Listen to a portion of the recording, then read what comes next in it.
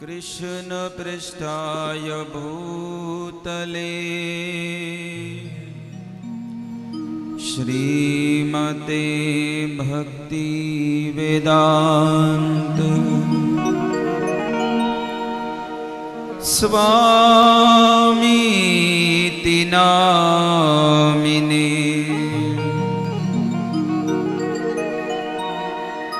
नमस्ते सरस्वते देवे गौरवाणी प्रचारिणे निर्विशेष शून्यवादी पाश्चात्य देशतारिणे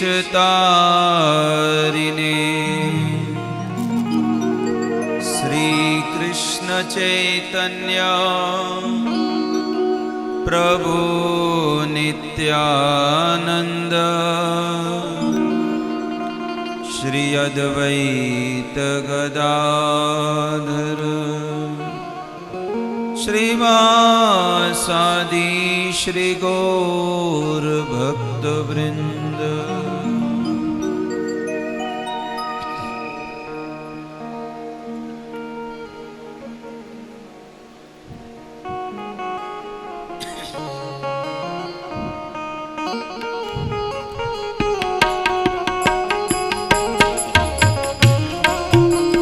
जय राधा माधव कुंज बिहारी, जय राधा माधव कुंज बिहारी, जय राधा माधव कुंज बिहारी, जय राधा माधव कुंज बिहारी, जय राधा माधव कुंज बिहारी, जय राधा माधव कुंज बिहारी, जय राधा माधव कुंज बिहारी, गोपी जन वल्लभ गिरिवरधारी,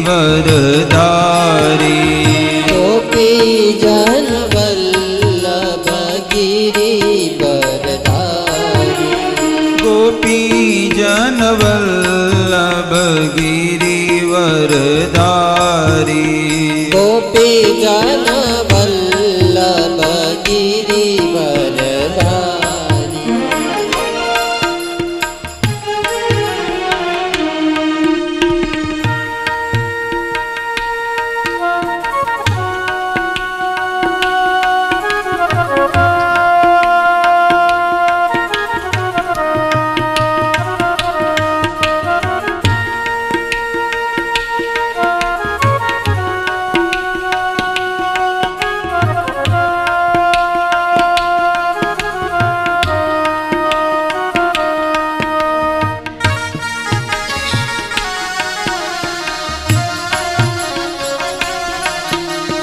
जय राधा माधव कुंज बिहारी, जय राधा माधव कुंज बिहारी,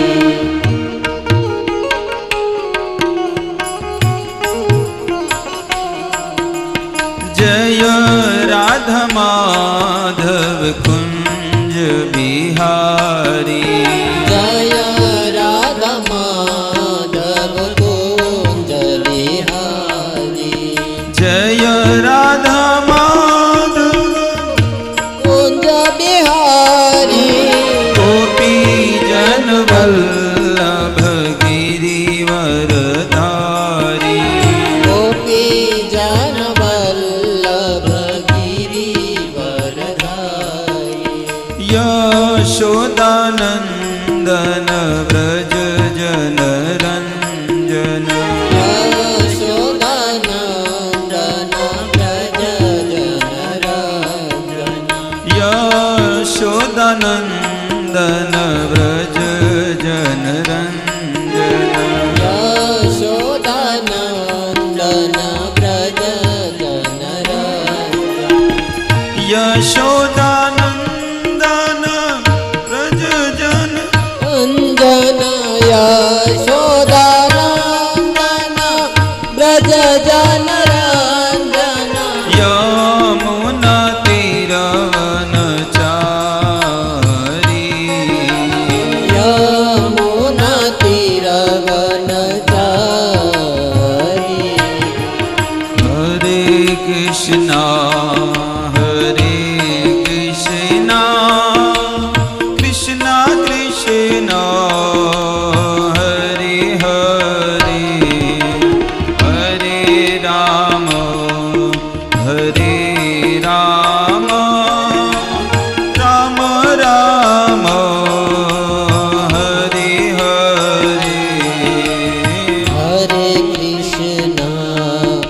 હરે કૃષ્ણ કૃષ્ણ કૃષ્ણ હરે હરે હરે રામ હરે રામ રામ રામ હરે હરે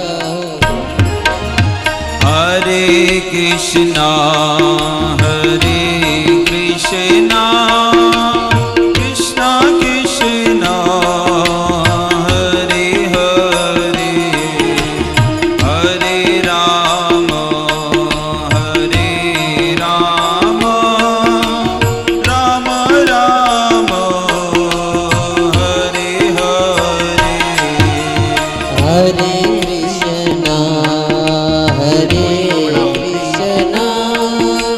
કૃષ્ણ કૃષ્ણ હરે હરે ટીકું બડાવો હરે રામ હરે રામ રામ રામ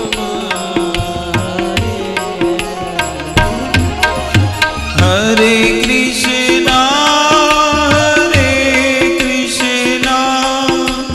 कृष्णा कृष्णा हरे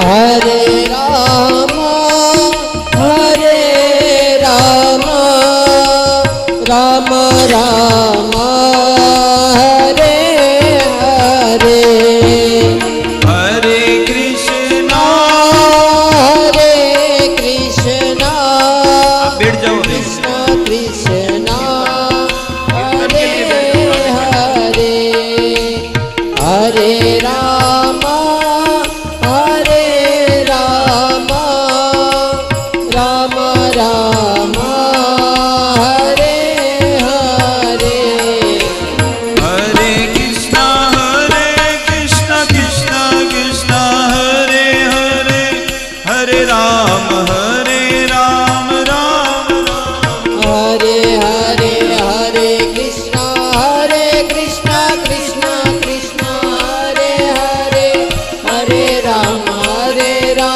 રામ રામ હરે હરે हरे कृष्णा कृष्णा कृष्णा हरे हरे हरे राम રામ હરે હરે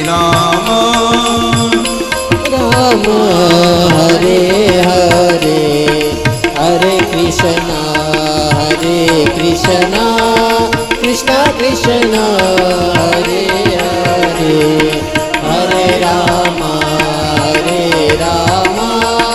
રામ રામ હરે હરે हरे कृष्णा कृष्णा कृष्णा हरे हरे हरे राम રામ રામ રામ હરે હરે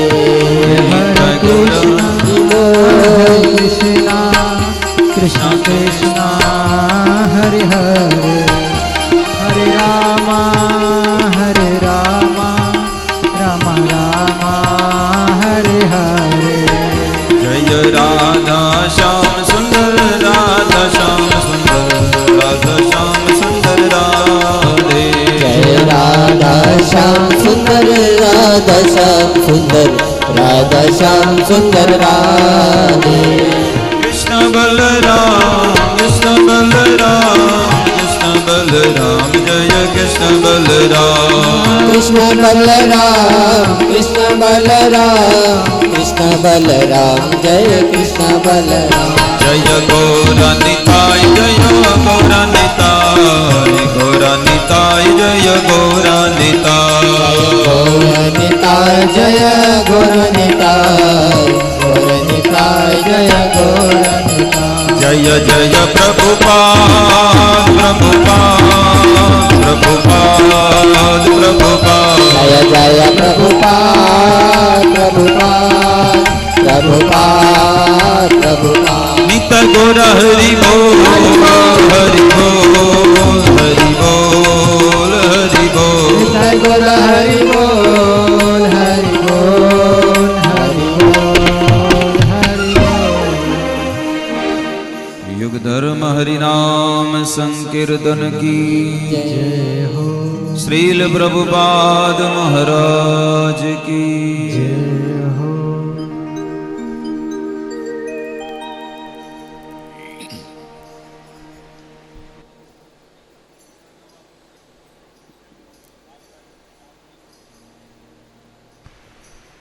કહી દો ને ઓમ નમો ભગવતે વાસુદેવાય ઓમ નમો ભગવતે વાસુદેવાય ઓમ નમો ભગવતે વાસુદેવાય નમો ભગવતે વાસુદેવાય ઓમ નમો ભગવતે વાસુદેવાય ઓમ નમો ભગવતે વાસુદેવાય હરે કૃષ્ણ હરે કૃષ્ણ કૃષ્ણ કૃષ્ણ હરે હરે હરે રામ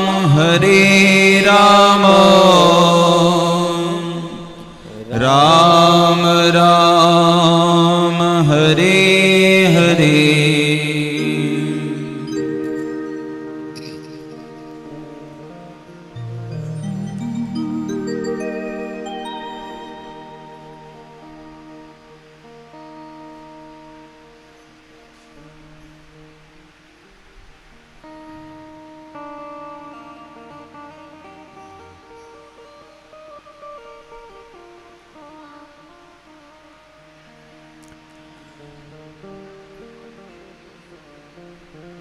શ્રીમદ ભાગવત સપ્તાહના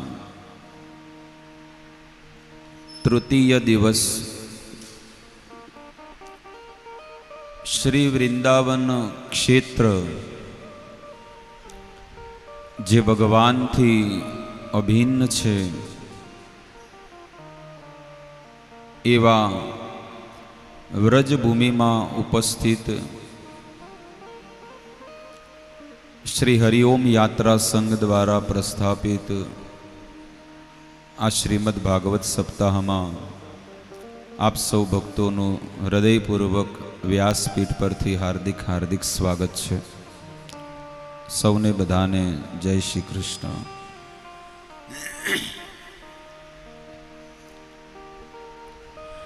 ગંગા નદીના તટે શ્રી સુખદેવ ગોસ્વામી રાજા પરીક્ષિતને ભગવત રસનો આનંદ આપી રહ્યા છે. જે રાજા પરીક્ષિતને થોડાક સમયમાં એને તરસ લાગી ગઈ હતી, પણ જ્યારે હરિકથા રૂપી રસ એમના કર્ણમાં પડ્યો તો પરીક્ષિત મહારાજ કહે છે,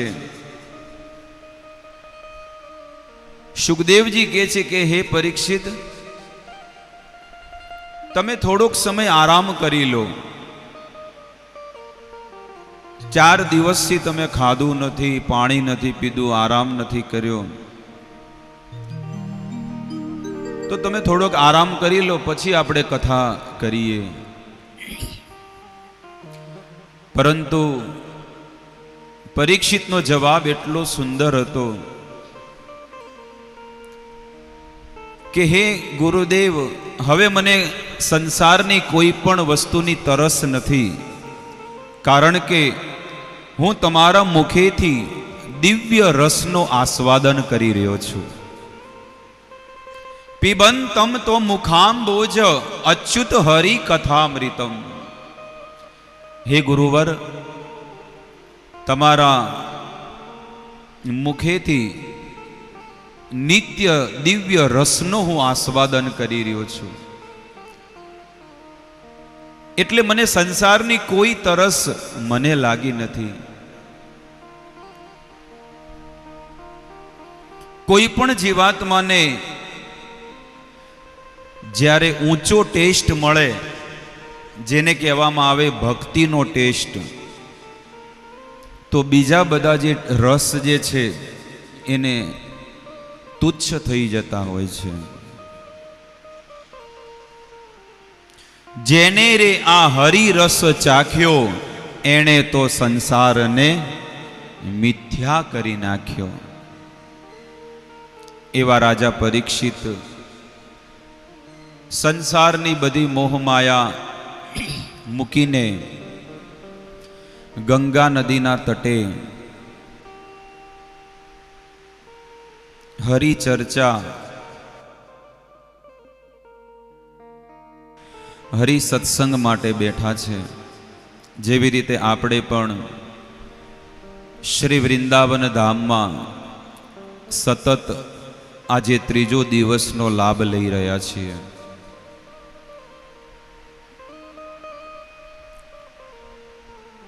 વેદવ્યાસ મહારાજ સંસારના જીવોના કલ્યાણ માટે એમણે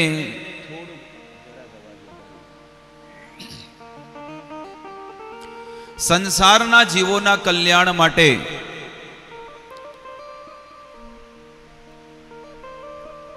સમસ્ત વેદોને લિપિબદ્ધ કર્યા. લિપિબદ્ધનો અર્થ છે લેખન કર્યા, લખ્યા. કારણ કે અન્ય યુગોમાં, પહેલાના યુગોમાં લોકોને યાદ રહેતું. એક વખત કોઈ ગુરુની શરણમાં જઈને વેદોનું અધ્યયન કરતો તો એને યાદ રહી જતું સંપૂર્ણ વેદ. એટલે પહેલા શ્રુતિમાં હતા, સ્મૃતિમાં હતા, યાદ રહી જતું બધી વસ્તુ. પણ વેદવ્યાસજીએ જોયું કે આ કળિયુગના જીવો છે, આ કળિયુગના જીવોને કાલે શું ખાધું એ યાદ ન હોય તો પછી વેદોની વાત કેવી રીતે યાદ રહેવાની છે. એટલે વેદવ્યાસ મહારાજે સંપૂર્ણ વેદ લિખિત કર્યા.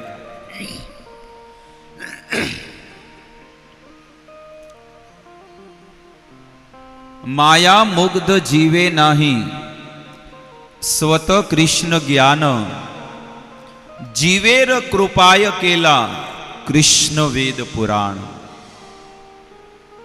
વેદવ્યાસ મહારાજે જીવેર કૃપા એટલે કે આપણી ઉપર કૃપા કરીને વેદોનું લેખિત કર્યું છે, લેખન કર્યું છે.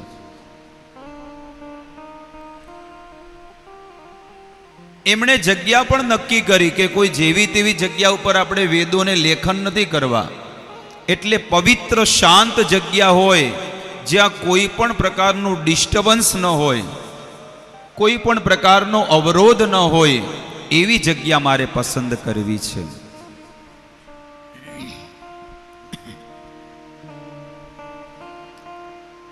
આજે અચાનક મારે અવાજ બેસી ગયો છે. સવારે બસમાં લગભગ અડધો કલાક પ્રવચન આપ્યું હતું, બહુ જોરથી. એટલે ગળું થોડુંક બેસી ગયું છે.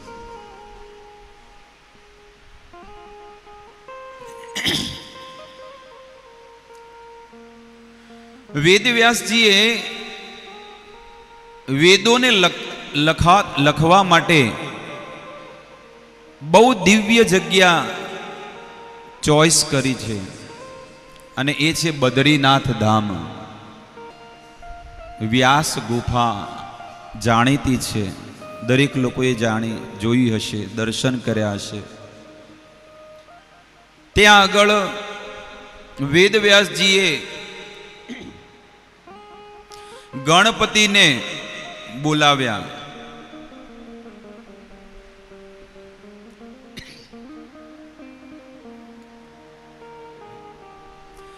ગણપતિને બોલાવીને કીધું કે હે ગણેશજી, ગજાનન મહારાજ, આપણે જીવોની ઉપર કૃપા કરવાની છે. કે બોલો બોલો, શું કરવાની છે કૃપા?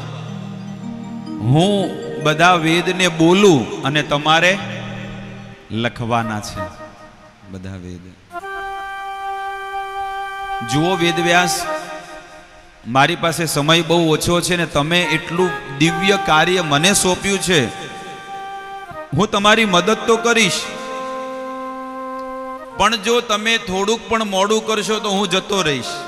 આ મારી શરત છે. તમે લખાવામાં થોડીક મોડું કરશો તો મારી પાસે સમય નથી એટલો બધો. તો વેદવ્યાસજીએ બીજી શરત મૂકી કે જો હું તમને જે કહું એ તમને જ્યાં સુધી મગજમાં બેહે નહીં, તમે સમજો નહીં એ શ્લોકને, ત્યાં સુધી તમારે લખવાનો પણ નહીં. એટલે ગણપતિએ પણ પછી એમની શરત માની લીધી. વેદવ્યાસ મહારાજ બધા વેદ જે છે એમાંથી એક એક શ્લોક બોલે, ગણપતિ સમજે એના પછી એને લિખિત કરતા. એટલી વારમાં તો બીજો શ્લોક તૈયાર પડ્યો હોય એમનો. એવી રીતે 4 વેદ જે હતા એને લિપિબદ્ધ કરાવી દીધા. આવી રીતે વેદવ્યાસ મહારાજે સંપૂર્ણ વેદોનો લિખિત કરી દીધા.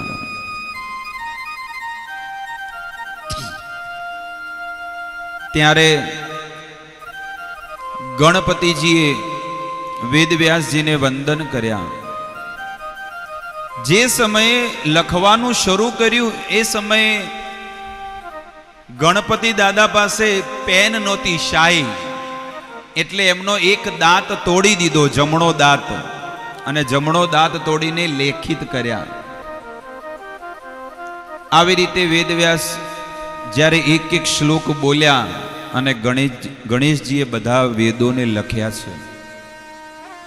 એટલે તો ગણપતિ દાદાને એક દંત દયાવંત કહેવામાં આવે છે. ગણપતિને એક દાંત તૂટેલો છે એની આ કથા વેદમાં આવે છે કે કેમ તૂટેલો છે. આટલું બધું લખવા પછી પણ વેદવ્યાસજી પોતાના આશ્રમમાં બેઠા બેઠા વિચાર કરે છે કે જો મેં આટલું બધું લખ્યું તો મને સુખ કેમ નથી મળતું? સુખ મળવું જોઈએ ને, આનંદ મળવો જોઈએ. તમે કોઈ પણ કાર્ય કરો તો એમાં તમને આનંદ આવવો જોઈએ. જેવી રીતે આજે તમે ચાલીને પરિક્રમા કરી તો તમને કેટલો આનંદ આવ્યો. જે વ્યક્તિ 2 ડગલાય ભરે નહીં ચાલીને, ક્યાંય જવું હોય તો એક્ટિવામાં, કારમાં, રિક્ષામાં, ગાડીમાં જાતો માણસ આજે 22 કિલોમીટર ચાલી ગયો. બોલો, એકવાર જોરદાર તાળીઓના સ્વાગતથી એમને વધાવીએ કે જે લોકો આટલી મોટી પ્રદક્ષિણા કરી નાખી. પણ એમાં કોકનો હાથ છે પાછળ.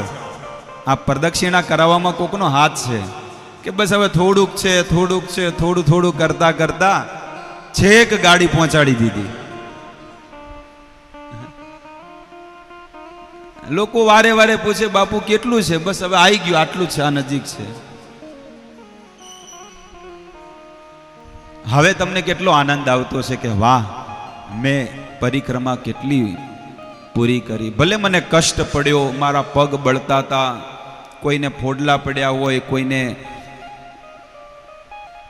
કમરમાં કે શરીરમાં અન્ય જગ્યાએ કદાચ કોઈને દુખાવો પણ થતો હોય,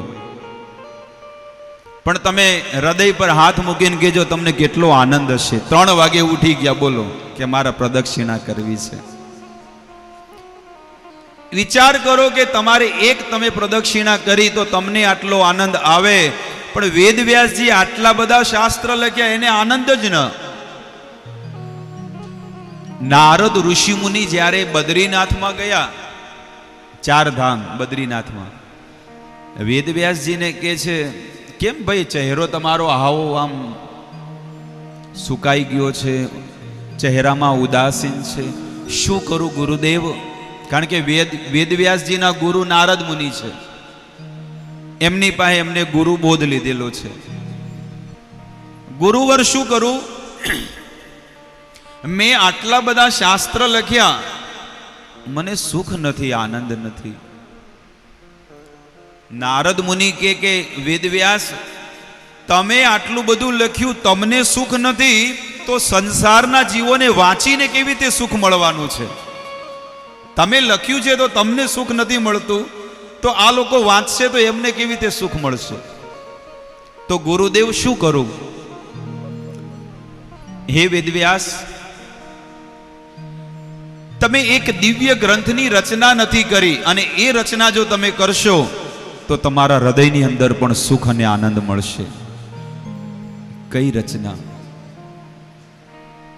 જે ભગવાને વૃંદાવનમાં પ્રગટ થઈને 11 વર્ષ સુધી જે લીલા કરી વ્રજભૂમિમાં, મથુરામાં 18 વર્ષ સુધી જે લીલા કરી, દ્વારકામાં લીલાઓ કરી, પોતાના ભક્તોની સાથે ધ્રુવ, પ્રહલાદ એવા ભક્તોની સાથે જે લીલાઓ કરી છે, એ લીલાનું ચરિત્ર તમે નથી લખ્યું. તમે પાંડવોની સાથે જે લીલાઓ થઈ છે એનું ચરિત્ર તમે નથી લખ્યું. ગોપીઓની સાથે ભગવાને જે લીલાઓ કરી છે એ ચરિત્ર નથી લખ્યું, એટલે તમારા હૃદયની અંદર સુખ નથી મળતું. તો ગુરુદેવ શું કરું? તમે આ સ્થાન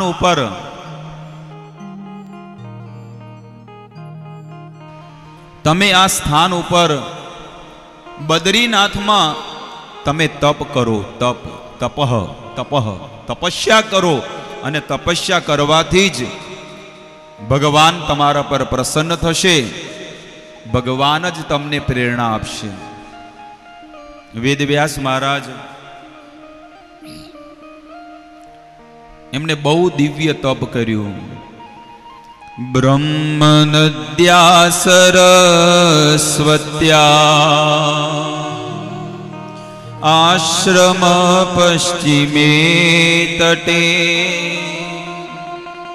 सम्या प्रास इति प्रोक्ता ऋषीणाम सत्रवर्धनम।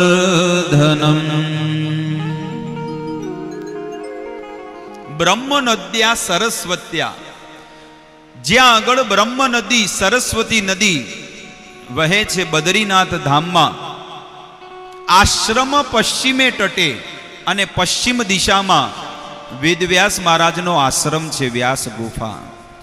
બદ્રી શંડ મંડિતે, અને જ્યાં બેર એટલે કે બોરના જ્યાં વૃક્ષ છે ત્યાં આગળ વેદવ્યાસજીએ તપસ્યા કરી છે.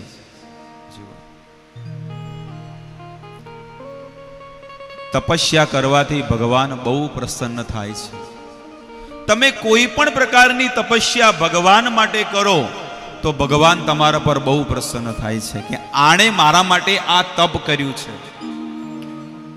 તપનો અર્થ છે કે ભગવાન માટે તપવું જોઈએ, કાંઈક ને કાંઈક ત્યાગ કરવો જોઈએ. જેવી રીતે તમે જુઓ વૃંદાવનમાં આવે છે તો લોકો ચપ્પલ નથી પહેરતા, એ એક પ્રકારનો ત્યાગ છે. જે લોકો ઘરમાં ચપ્પલ પહેરતા હોય, પણ એ લોકો વ્રજભૂમિમાં આવે ને તો આખા વ્રજભૂમિમાં ચપ્પલ પહેરતા જ નથી. જે લોકો પોતાના ઘરે એસીમાં રહેતા હોય, મોટા મોટા ડેનલોકના ગાડલા ઉપર રહેતા હોય, પણ એવા લોકો પણ અહીંયા વૃંદાવનમાં આવી અને જમીન ઉપર ઊંઘે છે. બોલો, આ તપસ્યા છે. પણ આપણે કેવું હોય કે આપણે કથામાં આવીને પણ ચપ્પલ પહેરીને બેઠા હોય છે કે નહીં? એટલે આ જ્ઞાન આપણને હોવું જોઈએ કે ક્યારે પણ ભાગવત કથામાં કોઈ પણ જગ્યાએ સત્સંગમાં જઈએ, સત્સંગમાં બેઠા હોય, આપણા પગમાં પગરખા ક્યારે ન હોવા જોઈએ. બહુ મોટો અપરાધ લાગે છે. એટલે અમુક વસ્તુઓનું આપણે ધ્યાન રાખવું જોઈએ. વેદવ્યાસ મહારાજ દિવ્ય તપસ્યા કરી, અને તપસ્યા કરી ત્યારે ભગવાન શ્રી કૃષ્ણ પ્રગટ થયા, અને ભગવાન કહે છે કે હે વેદવ્યાસ, હું તમને આશીર્વાદ આપું છું કે તમે મારી રસમય દિવ્ય લીલાઓનું લેખન કરો, અને એ ગ્રંથ બીજું કોઈ નહીં, આ શ્રીમદ ભાગવત મહાપુરાણ છે. વેદવ્યાસજીએ શ્રીમદ ભાગવત મહાપુરાણનું લેખન કર્યું, રચના કરી, જેમાં 18,000 શ્લોક છે. આપણે જે 7 દિવસની ભાગવત સપ્તાહ જો સાંભળતા હોય એમાં 18,000 શ્લોક છે, 335 અધ્યાય છે, 12 સ્કંદ છે. 12 સ્કંદમાં 335 અધ્યાય અને 18,000 શ્લોક, અને એના શબ્દો કેટલા છે? 5,76,000 શબ્દો છે. એમાં આવું દિવ્ય ગ્રંથની રચના કરી, અને જ્યારે રચના થઈ એટલે વેદવ્યાસજી કહે છે કે આ મારી અમૂલ્ય કમાણી છે, આ મારી છેલ્લી કમાણી છે, અને આ કમાણી મારે કોને આપવી જોઈએ? તમારું અનમોલ ધન તમે કોને આપો? પારકાને આપો કે તમારા દીકરાઓને આપો છો? વારસાગતમાં તમારા સંતાનોને તમે આપો છો. એટલે વેદવ્યાસજીએ ભગવાનને પ્રાર્થના કરી કે ભગવાન, તમે મને એવો દીકરો આપો કે જે આ ભાગવતનો પ્રચાર સંપૂર્ણ દુનિયામાં કરે, એવો સંતાન તમે મને આપો. વેદવ્યાસજીએ એવા સંતાનની પ્રાપ્તિ પ્રાર્થના કરી છે, માંગણી કરી છે કે મને એવો દીકરો આપો. ત્યારે વેદવ્યાસજીને આશીર્વાદ આપે છે ભગવાન કે તમારા ઘરે સાક્ષાત સુખદેવજી, જે રાધાજીનો પ્રિય પોપટ છે, જે ગોલોક વૃંદાવનમાં આધ્યાત્મિક જગતમાં રાધા રાણીનો પ્રિય પોપટ શુક, એને સુખદેવજી કહેવામાં આવે છે. આ સુખદેવજી એ ધર્મનો પ્રચાર કરશે. હવે સુખદેવજીનો જન્મ કઈ રીતે થયો? તો આવો આપણે અમરનાથની કથાને થોડીક શ્રવણ કરીએ. સુખદેવજી એનું પ્રાગટ્યની કથા સાંભળીએ. કૈલાસ ધામમાં સતીજી અને પાર્વતી અને શિવજી સુંદર ગૃહસ્થ જીવન જીવી રહ્યા છે.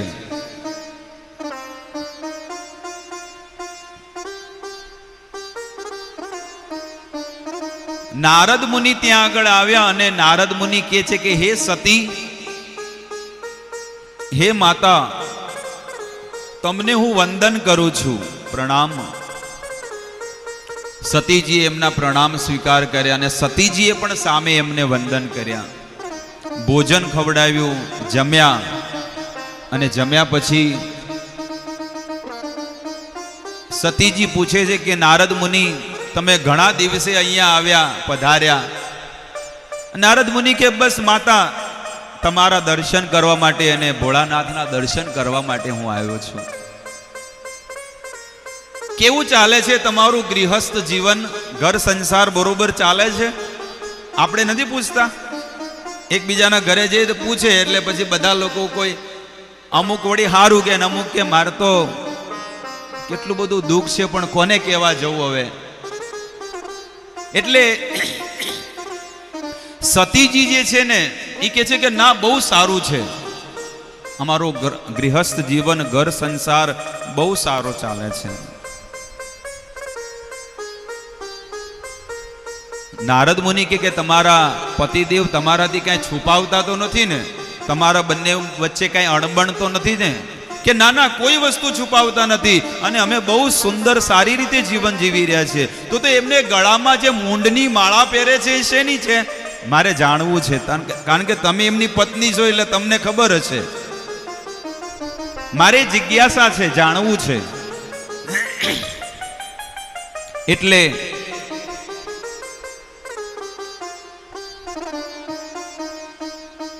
સતીજી વિચાર કરે છે કે મેં તો કોઈ દાડો એમને પૂછ્યું નથી ને એમણે કોઈ દાડો મને કીધું નથી. આવા દો સાંજે વાત. નારદ મુનિ કે નારાયણ નારાયણ, મારું કામ થઈ ગયું.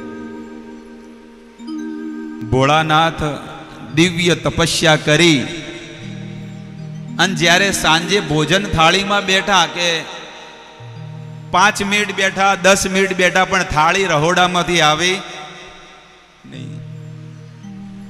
શિવજી વિચાર કરે છે કે રોજ તો પહેલા હાથ ધોવા એના પહેલા આવી જતી થાળી, અત્યારે આજે તો અડધો કલાક થવા આવ્યો. સતી, ભોજન લાવો. કેમ આજે ભોજનમાં આટલી વાર થઈ? પહેલા મારા એક પ્રશ્નનો ઉત્તર આપો કે તમે જે આ ગળામાં મૂંડની માળા પહેરો છો એ શેની છે? શિવજી પણ વિચાર કરે છે કે લગ્નને આટલા વર્ષ થઈ ગયા, આટલા દાડા કોઈ દાડો વાત ન કરીને આજે જ ચમ વાત કરી? ઘેર કોઈ આવ્યું તું? ઘરે કોઈ આવે તો જ આ પ્રશ્ન થાય, ને કે ના થાય.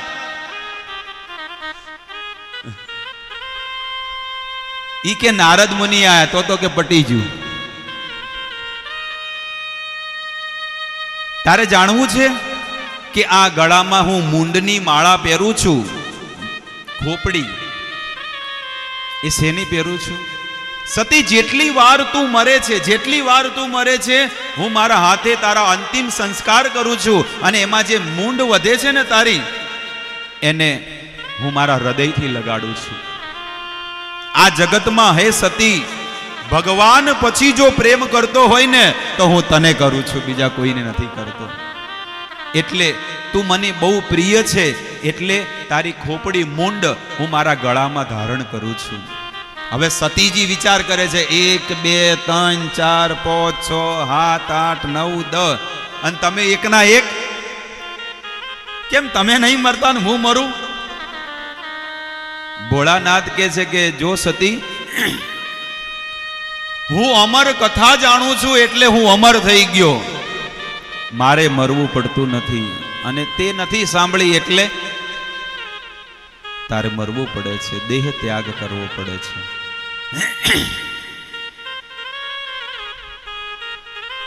ત્યારે સતીજી કહે છે કે મને અમર કથા સંભળાઈ નાખો ને, આ તમારે મૂંડની માળા પહેરવાની જરૂર જ ના પડે. હું એ અમર ને તમે અમર, 2 જણા અમર. શિવજી વિચાર કરે છે કે આ અમર કથા સાંભળવાનો અધિકારી હોવો જોઈએ, પાત્રતા હોવી જોઈએ. પાત્રતા વગર પેલું કહેવત છે ને કે સિંહનું દૂધ, સિંહણનું દૂધ છે ને એ તો સોનાના પાત્રમાં જ ટકે, સાધારણ પાત્રમાં ટકે નહીં, ઉડી જાય, બાષ્પીભવન થઈ જાય. એટલે શિવજી કહે છે કે પાત્રતા વગર, યોગ્યતા વગર કીછું ન વિચારે. શિવજી ઈ કે સમય આવે એટલે તમને કહીશ.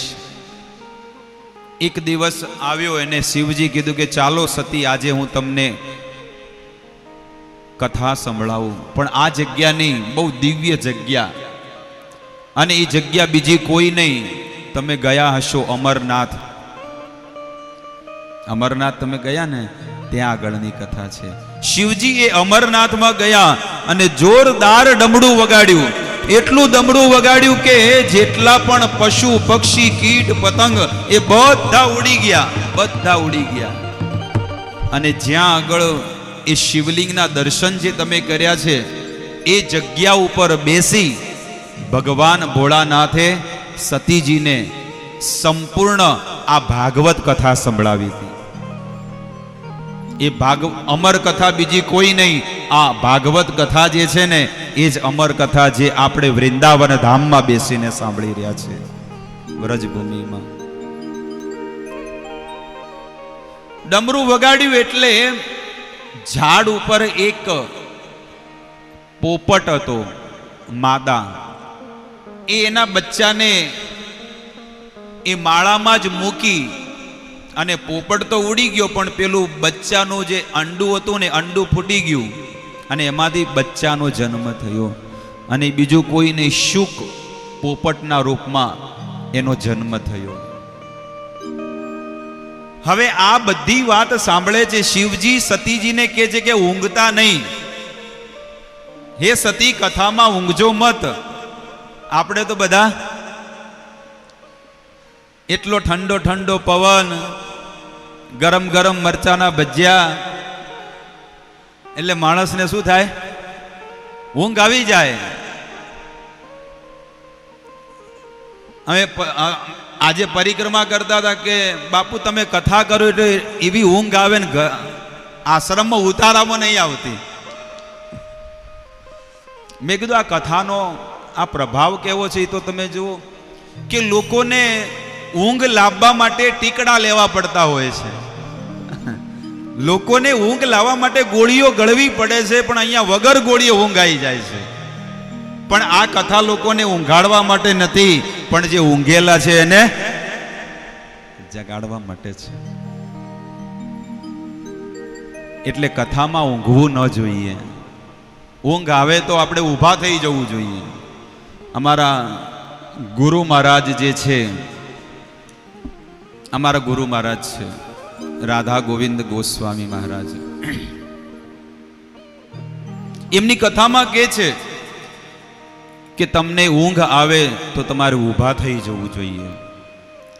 તોય ઊંઘ આવે તો છેલ્લે ઊભા ઊભા ભગવાનની કથા સાંભળવી, પણ ભગવાનની કથામાં ઊંઘવું ન જોઈએ ક્યારે. સતીજીને કીધું કે સતીજી હું તમને આખી કથા તો સંભળાવું, સંપૂર્ણ ભાગવત સંભળાવું, પણ મારી એક શરત છે કે હું જ્યારે ભગવાનની કથા કહું એટલે હું સમાધિમાં બેસી જાઉં છું, તો તમારે હુંકારો ભરવાનો. આપણે હુંકારો નહીં ભરતા, હુંકારો ભરજો. સતીજી કે કોઈ વાંધો નહીં. આ વાત પેલો ઝાડ ઉપર પોપટ હતું ને એ બધો સાંભળી રહ્યો છે, અને એ દિવ્ય પોપટ છે, કોઈ જેવો તેવો પોપટ હતો નહીં. એટલે ભોળાનાથે ચાલુ કરી ભગવત કથા. ઓમ નમો ભગવતે વાસુદેવાય.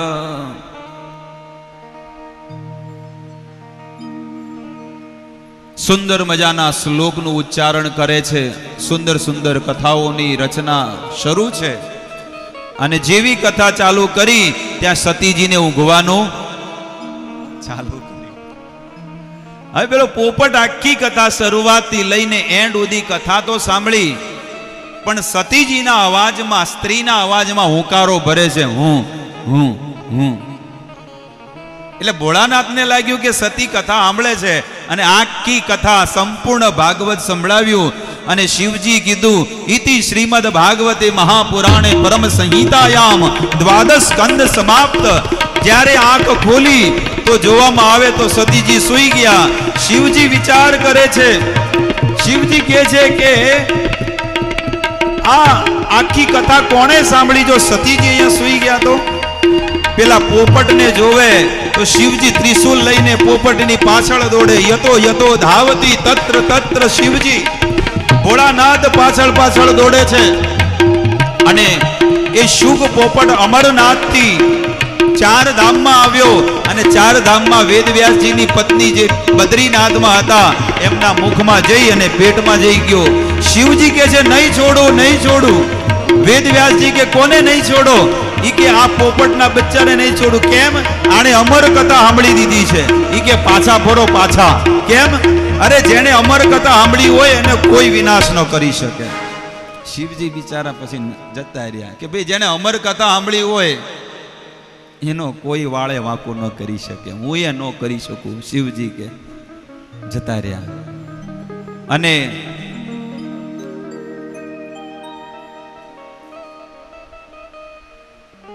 ચૌદ વર્ષ વીતી ગયા.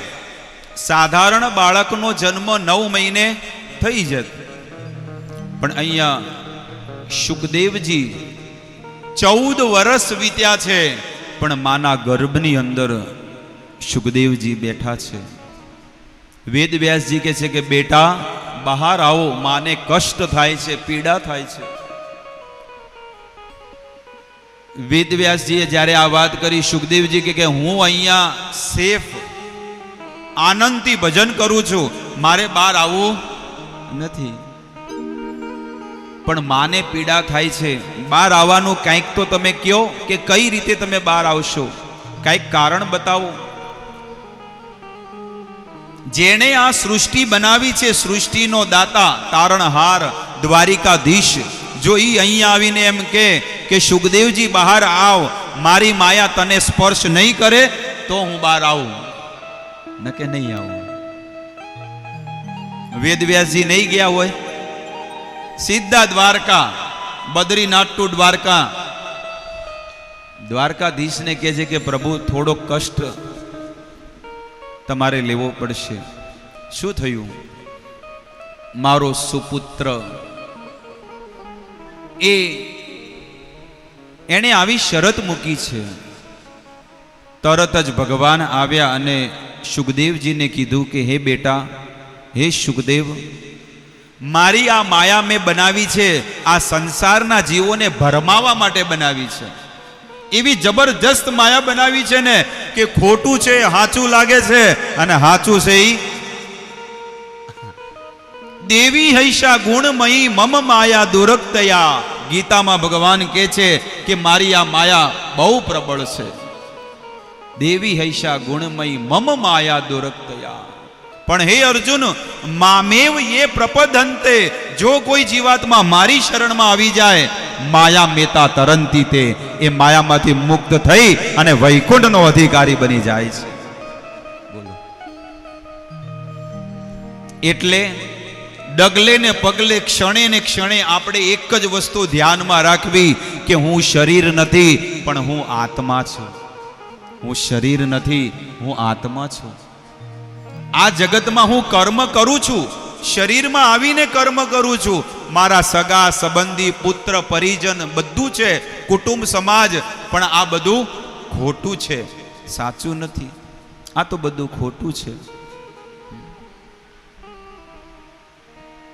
આપણા ગુજરાતના સંતો તો બાપડા ગળું ગહાઈ ગયું બધાનું.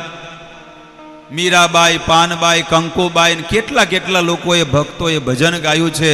હે પ્રાણિયા ભજી લેને કીર્તાલયા, તું સપનું છે સંસાર. પ્રાણિયા ભજી લેને કીર્તાર, તો સપનું છે સંસાર.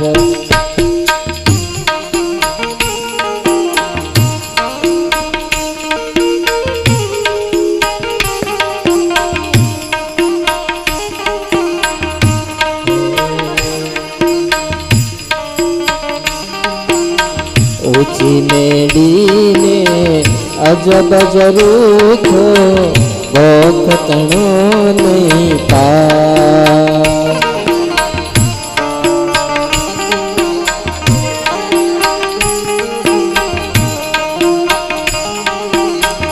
એ છોડીને જવાના એકલા, ખાશો યમના માર. પ્રાણિયા ભજી લેને કીર્તાર, તો સપનું છે સંસાર. આ તો સપનું છે સંસાર.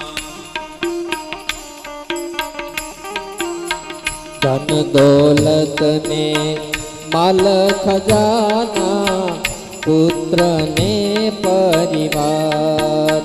ધન દોલત ને માલક જાના પુત્ર ને પરિવાર તે તજીને જાશો એકલા ખાશો જમના માર પ્રાણિયા ભજીલે ને કીર્તાલ યા તો સપનો છે સંસાર યા તો સપનો છે સંસાર શમશાને જઈ ચેહ ખડકી માથે કાષ્ટનો ભાર સ્મશાને જઈ ચેહ ખડકી માથે કાષ્ટનો ભાર અગ્નિ મેલીને ઉભા રહ્યા અને નીચે જરે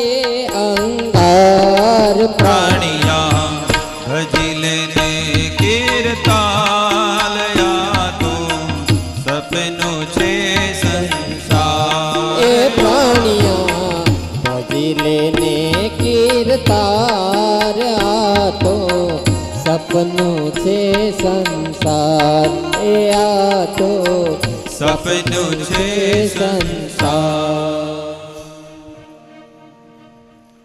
હે પ્રાણિયા ભજી લેને કીર્તાર આ તો સપનું છે સંસાર પણ આપણે તો સપનાને સાચું માની લીધું છે આપણા જીવન આ ઘર સંસાર ઘરનો માળો જે છે ને એ સપનાનો સંસાર છે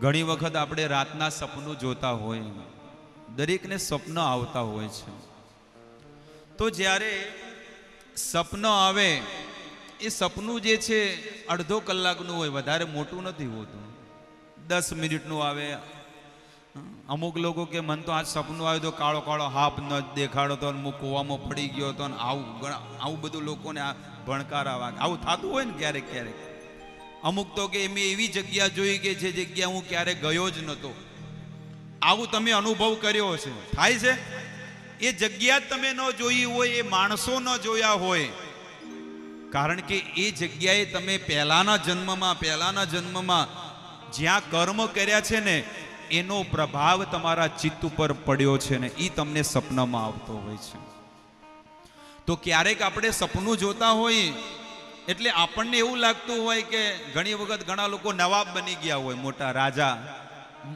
હજારો નોકર ચાકર દાસ દાસીઓ સેવા કરતી હોય અને એવું સપનું જોતો હોય ને કે આહા મારે તો ચારે બાજુ ઠાઠમાઠ છે હવારમાં પેલી ટપ રેડીને પોણી રેડે કે જો લારી ઉપાડો સપનામાં એને લાગ્યું કે હું તો બહુ મોટો રાજા છું પણ પેલી ઘરવાળી 8 વાગ્યા કે ટબનું પોણી ભરીને રેડે કે ઊભા થો આ શાકભાજી લારી લઈ જાઓ બહાર ખેંચો ને એમાં કોઈ કમાવો તો કોઈ ખાઓ ત્યારે એને એમ લાગે કે ઓલું સાચું હતું કે આ સાચું છે ઈ વિચાર કરે છે કે હારું આ પેલું જોતો દે એ સાચું છે કે આ સાચું છે ઈ એ ખોટું છે અને આ એ ખોટું છે પણ આપણે આને સાચું માની લીધું પેલું સપનું એવું છે કે ઈ આંખ બંધ કરો એટલે એ સપનું ચાલુ થાય અને આંખ ખોલો એટલે તૂટી જાય પણ આ સપનું એવું છે કે આંખ ખુલે એટલે ચાલુ થાય અને આ આંખ બંધ કરો એટલે પૂરું તમે ગમે જેટલા પૈસા કમાયા ઘરેણા લીધા ઘણી બધી મહેનત કરી બધું એક જ સેકન્ડમાં બધું મૂકીને જવાનું છે કદાચ કોઈ ઉપાડીને લઈ પણ જતું હોય પણ ત્યાં નો એન્ટ્રી છે કે ભાઈ બધું અહીંયા મૂકીને જાઓ કોઈ વસ્તુને લઈ જવા નહીં મળે એટલે કે છે કે એ પૈસો કમાવા માટે એક સંત કે છે એ કદમ કદમ પર પાપ અનેરો તૂને નિત્ય કમાયો આ ધન નશ્વર વસ્તુને પ્રાપ્ત કરવા માટે તે ડગલે ને પગલે ખોટું બોલ્યો ચોરી કરી જૂઠું બોલ્યું અનીતિ કરી અધર્મ કર્યો અને તને ખબર હતી કે આમાંથી મને કોઈ ફાયદો નથી પણ તોય તે કેટલા બધા પાપ કર્યા હે જીવ कभी न सत्संगों में प्यारे तूने हरि गुण गायो, हो प्यारे तूने हरि गुण गायो। એટલી સુંદર આ સંત વાત કરે છે, એની વાત આપણે સાંભળીએ। હે ચાહે રામ કહો ઘનશ્યામ કહો, બોલો सीताराम रे, बीत रही है उमरिया। चाहे राम कहो चाहे श्याम कहो, तुम्हें बोलो सीताराम रे, बीत रही है उमरिया। चाहे राम कहो घनश्याम कहो, बोलो सीताराम रे, बीत रही है उमरिया। चाहे राम कहो घनश्याम कहो, तुम्हें बोलो सीताराम रे, बीत रही है उमरिया। मधुर मधुर जग के सपनों में तूने समय गवायो,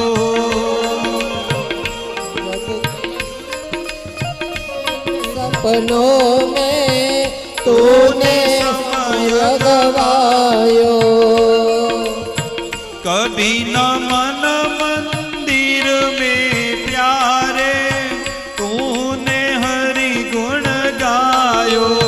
कभी मन मंदिर में तूने प्यारे हरि गुण गायो। ओ प्यारे तूने हरि गुण गायो। ओ प्यारे तूने हरि गुण गायो।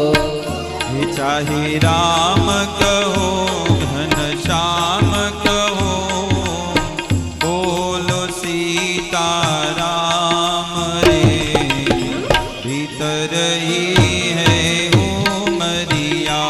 चाहे राम कहो घनश्याम कहो, बोलो सीताराम रे, बीत रही है उमरिया।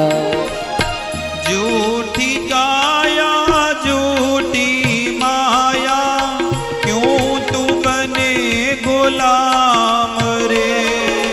झूठी काया झूठी माया, क्यों तू बने गुलाम रे। हाड़ मास का तन ये तेरा, आज है कल ना रहेगा। आठ मास का तन ये तेरा, आज है कल ना रहेगा। ओ प्यारी आज है कल ना रहेगा।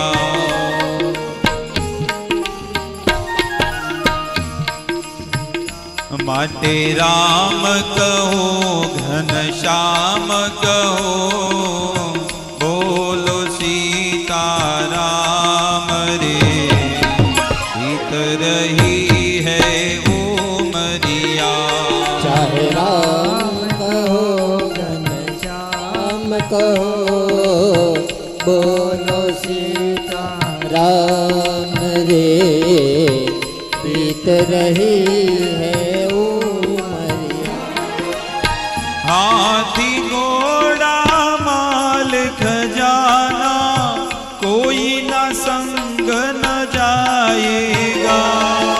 हाथी घोड़ा माल खजाना, कोई संग ना जाएगा। तड़क भड़क के चमक डमक के, देवेगी कछूर काम रे। तड़क भड़क के चमक डमक के, देवेगी कछूर काम रे।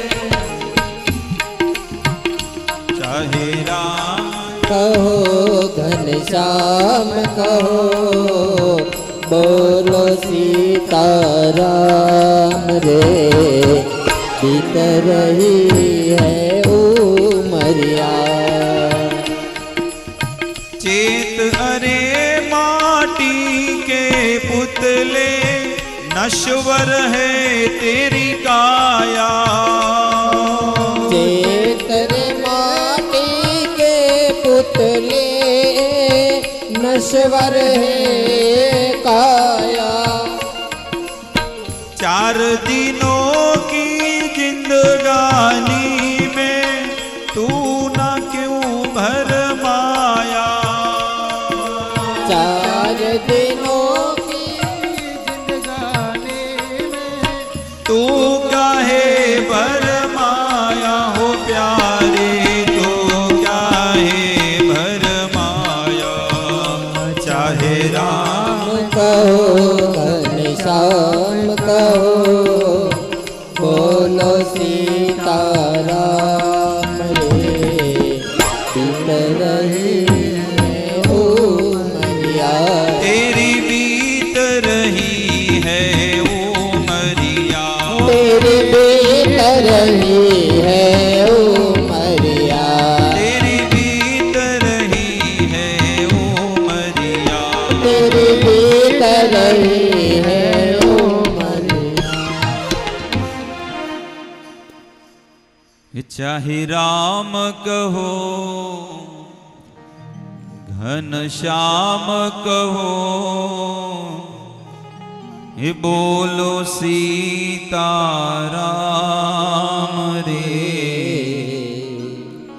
बीत रही है उमरिया तेरी बीत रही है उमरिया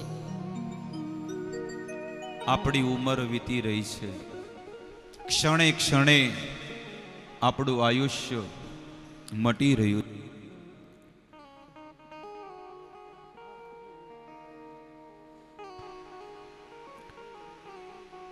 એટલે સાધુ સંતો વારે વારે આપણને જગાડે છે જાગૃત કરે છે કે તમે આ સંસારની મોહ માયામાંથી થોડાક ઉપરામ બનો અને સત્સંગી બનો ભજનિક બનો પોતાના જીવનને આધ્યાત્મિકતા તરફ વાળવું જોઈએ સાધુ સંતોનું એક જ કામ હોય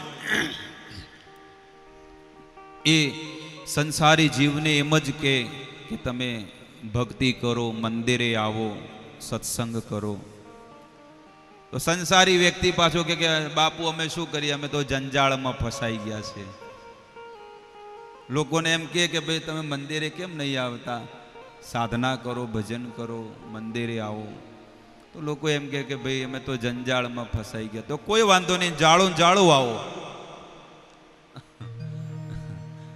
જાળમાં ફસાઈ ગયા જાળું આવો બીજું શું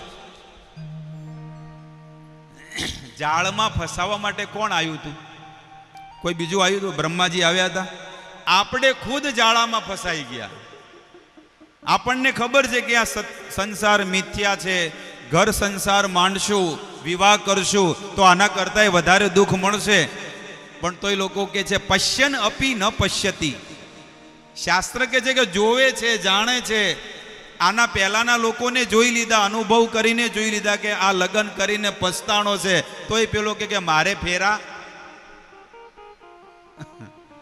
કોઈ વધો નહીં ચાલશે મારે ફેરા તો ફરવા જ છે એ 4 ફેરા ફરે ને પછી ફેરા ફરવાનું ચાલુ થઈ જાય ઊંઝા મહેસાણા અમદાવાદ ને બરોડા ને મુંબઈ ને અને વધારે મોટા બનવું હોય તો પછી અમેરિકા લંડન ને ફેરા ફરવાનું ચાલુ પણ ગમે તે કરો જો આઝાદ વ્યક્તિ હોય ને જેને લગ્ન નથી કર્યા ને એ રાતના 12 વાગે જાય તો એને કોઈ ટેન્શન નથી અને જો વિવાહ કર્યા હોય ને 7 વાગ્યા હોય ને જો ઘરે ના આવ્યો હોય ને ચેટલે આવ્યો તરત કારણ કે એ બંધનમાં છે હવે શું થઈ ગયું એ માણસ બંધાઈ ગયો અને કોઈ કુંવારો હોય ને કોઈ પૂછવા વાળું હોય કોઈ ન પૂછે કે ભાઈ તમે ક્યાં છો શું કરો છો અને પેલી તો ઘરવાળીની ચિંતા હોય, મારા ધણી ક્યાં ગયા, લાવ ફોન કરું. આ વસ્તુ છે. એટલે ભગવાન કે છે સુખદેવજી બહાર આવો, મારી માયા તો સંસારના જીવો માટે છે, તમારા માટે નથી, તમે બહાર આવી જાઓ. સુખદેવજી તરત જ બહાર પ્રગટ થઈ ગયા. જુઓ, કોઈ દિવ્ય આવા ભગવાનના પ્રેમી ભક્ત હોય કે ભગવાનનો જન્મ થાય એ સાધારણ વ્યક્તિની જેમ નથી થતો. સુખદેવજી ડાયરેક્ટ પ્રગટ થઈ ગયા અને ભગવાનને વંદન કરવા જાય કે ભગવાન મને આશીર્વાદ આપો. ભગવાને આશીર્વાદ આપીને ભગવાન અદ્રશ્ય થઈ ગયા. સુખદેવજી ઊભા થઈને જોવે તો ભગવાન દેખાણા નહીં. સુખદેવજી ભગવાનની પાછળ પાછળ જંગલમાં જતા રહ્યા. અને વેદ વ્યાસજી કહે છે કે અરે બેટા, અરે પુત્ર, ઉભો રે. યમ પ્રવ્રજંતમ અનુપેતમ પેત કૃત્યમ દ્વૈપાયનો વિરહ કાતરયા જુહાવ પુત્રેતિ તન્મયતયા તરવોભિનેદો તમ સર્વભૂત હૃદયમ મુનિમાનતોસ્મિ. જંગલમાં સુખદેવજી જઈ રહ્યા છે અને વેદવ્યાસજી પણ પાછળ પાછળ જઈ રહ્યા છે. હા પુત્ર, બેટા ઉભો રે, પાછો ફર. અરે તને ભગવાને તો કીધું છે કે મારી માયા તને સ્પર્શ નહીં કરે. સુખદેવજી કે તમે માયામાં નાખો છો. ભગવાને તો કીધું કે મારી માયા નહીં નડે, પણ તમે મને માયામાં નાખો છો. કેવી રીતે? તમે તો કહો છો કે બેટા બેટા, આ જગતમાં કોઈ કોઈનો પુત્ર નથી ને કોઈ કોઈના પિતા નથી, કોઈ કોઈનું નથી. એટલે સુખદેવજી કહે છે કે તમે મને માયામાં નાખો છો. અને સુખદેવજી ભાગી ગયા, જતા રહ્યા. આત્માના સ્તર ઉપર હતા. આવી રીતે સુખદેવજીનો પ્રાગટ્ય થયો. વેદવ્યાસજી વિચાર કરે છે કે આ અનમોલ વસ્તુ હું સુખદેવજીને આપું, પણ સુખદેવજી તો જંગલમાં જતા રહ્યા. એમના શિષ્યો, વેદવ્યાસજીના શિષ્યો જૈમિની, વૈશંપાયન, ઘણા બધા શિષ્યો હતા. અને એ બધા શિષ્યોને વેદોનો બધા શ્લોક એમને આપ્યા હતા. એમાંથી ભાગવતના શ્લોક પણ એમને ઉચ્ચારિત કર્યા હતા. ત્યારે સુખદેવજી જંગલમાં ધ્યાનમાં બેઠા હતા, પરમ તત્વનું ધ્યાન કરી રહ્યા છે. અને એને કાનમાં એક શબ્દ પડ્યો, આ ભાગવતનો, શ્રીમદ ભાગવતનો એક શ્લોક એમના કાનમાં પડ્યો. અહો બકીયમ સ્તનકાલકૂટમ જીગામ સયાપાય યદપ્ય સાધવીમ લેભે ગતિમ ધાત્રિચિતા તતોન્યમ કમ વાદયાલો શરણમ પ્રપદ્યે. અરે ભગવાન કેટલા દયાળુ છે. કૃષ્ણ કે જે રાક્ષસી પૂતના, ભગવાન તો 6 દિવસના હતા અને રાક્ષસી પૂતના પોતાના સ્તન ઉપર હલાહલ વિષ લગાડીને આવી, પણ એવી પૂતનાનો પણ ભગવાને ઉદ્ધાર કરી દીધો. એવા ભગવાન કૃપાળુ છે. અને આ વાત જ્યારે સુખદેવજીના કાનમાં પડી, અરે ભાઈ ઉભા રે, આ ક્યાંથી લાયો અનમોલ વસ્તુ? આ મારે શીખવી છે શ્રીમદ ભાગવત. ઈ કે આવો એક નહીં, અમારા ગુરુ મહારાજ પાસે 18,000 શ્લોક છે. ઈ કે લઈ જા. અને જેવા લઈ ગયા તો એના બાપા પાસે જ લઈ ગયા. ઈ તો કે બગલમાં છોકરો, હું દુનિયામાં બધે ભટકી રહ્યો હતો, આ તો મારા ઘરમાં જ અનમોલ રત્ન પડ્યું છે, શ્રીમદ ભાગવત મહાપુરાણ. પિતાજી તમે મને આ અનમોલ વસ્તુ તમે મને આપો. અને સુખદેવજીને સંપૂર્ણ શ્રીમદ ભાગવત કંઠસ્થ કરાવી દીધું. અને એ સુખદેવજી કહે છે કે પિતાજી હવે બસ મને આશીર્વાદ આપો અને આ ભાગવતનો પ્રચાર હું સંપૂર્ણ દુનિયામાં કરીશ. સુખદેવજી વિચરણ કરી રહ્યા હતા અને એ જ ઘડીએ રાજા પરીક્ષિતને જ્યારે શ્રાપ લાગ્યો તો એ પરીક્ષિત પણ ગંગા નદીએ તટે પહોંચ્યા અને ત્યાં સુખદેવજી પણ પહોંચ્યા. અને સુખદેવજી રાજા પરીક્ષિતને આ જ શ્રીમદ ભાગવત શુક્રતાલ, શુકતાલ મુજફ્ફરનગર અત્યારે જે છે ને, જ્યારે તમે હરિદ્વાર જવા માટે જાઓ, દિલ્હીથી હરિદ્વાર જાઓ એટલે વચ્ચે મુજફ્ફરનગર આવે છે, અને ત્યાંથી તમે થોડાક રિક્ષામાં કે ગાડીમાં જાઓ એટલે શુક્રતાલ, અત્યારે એને શુકતાલ કહેવામાં આવે છે. ત્યાં આગળ સુખદેવજીએ રાજા પરીક્ષિતને ભાગવત કથા સંભળાવી હતી 7 દિવસ, અને એ જ સ્થાન ઉપર તક્ષક નાગ આવી અને રાજા પરીક્ષિતના શરીરને ડંખ માર્યો હતો. પણ પરીક્ષિત રાજા તો ભગવાનના ધામમાં પહોંચી ગયા હતા, માત્ર એમના શરીરને તક્ષક નાખે સ્પર્શ કર્યો હતો માત્ર. તો આવી રીતે સુખદેવજીનું પ્રાગટ્ય થયું. સુખદેવજી રાજા પરીક્ષિતને આ કથા સંભળાવી રહ્યા છે. એમાં સૂત ગોસ્વામી કહે છે કે હું પણ એ કથામાં હતો, અને હે 88,000 ઋષિ મુનિઓ, હું પણ તમને એ ભાગવત સંભળાવું છું. અને એ ભાગવત નૈમિષારણ્યમાં, ઉત્તર પ્રદેશ નૈમિષારણ્ય જે ક્ષેત્ર છે, ત્યાં 88,000 ઋષિ મુનિઓ 1000 વર્ષ માટે સંસારના જીવોના કલ્યાણ અને શાંતિ માટે બહુ મોટો યજ્ઞનું આયોજન કર્યું હતું. બધા ઋષિ મુનિઓ કેટલા હતા? 88,000 ઋષિ મુનિઓ. અને એ સ્થાને પણ સૂત ગોસ્વામી આવ્યા અને સુખદેવજીના મુખેથી એમણે આ કથા સાંભળી હતી. એટલે સૌનક ઋષિ મુનિ કહે છે કે હવે અમારે યજ્ઞ નથી કરવો, તો શું કરવું છે? તમે અમને ભાગવત સંભળાવો, જે સુખદેવજીના મોઢેથી તમે સાંભળ્યું છે. એટલે સૂત ગોસ્વામી આ કથા સંભળાવે છે, અને એમાં મૈત્રેય અને વિદુરજીનો સંવાદ આવે છે. ગઈકાલે મેં તમને વાત કરી હતી. મૈત્રેય મુનિ વિદુરજીને આ સંપૂર્ણ ભાગવત કરી રહ્યા છે. ત્રણ કથા મેં તમને કીધી. પહેલો સંવાદ સુખદેવજી પરીક્ષિતનો થયો. બીજો સંવાદ સૂત ગોસ્વામી અને 88,000 ઋષિ મુનિઓનો થયો. અને ત્રીજો સંવાદ એટલે કથા, જેવી રીતે આપણે બધા લોકો સાંભળી રહ્યા છીએ.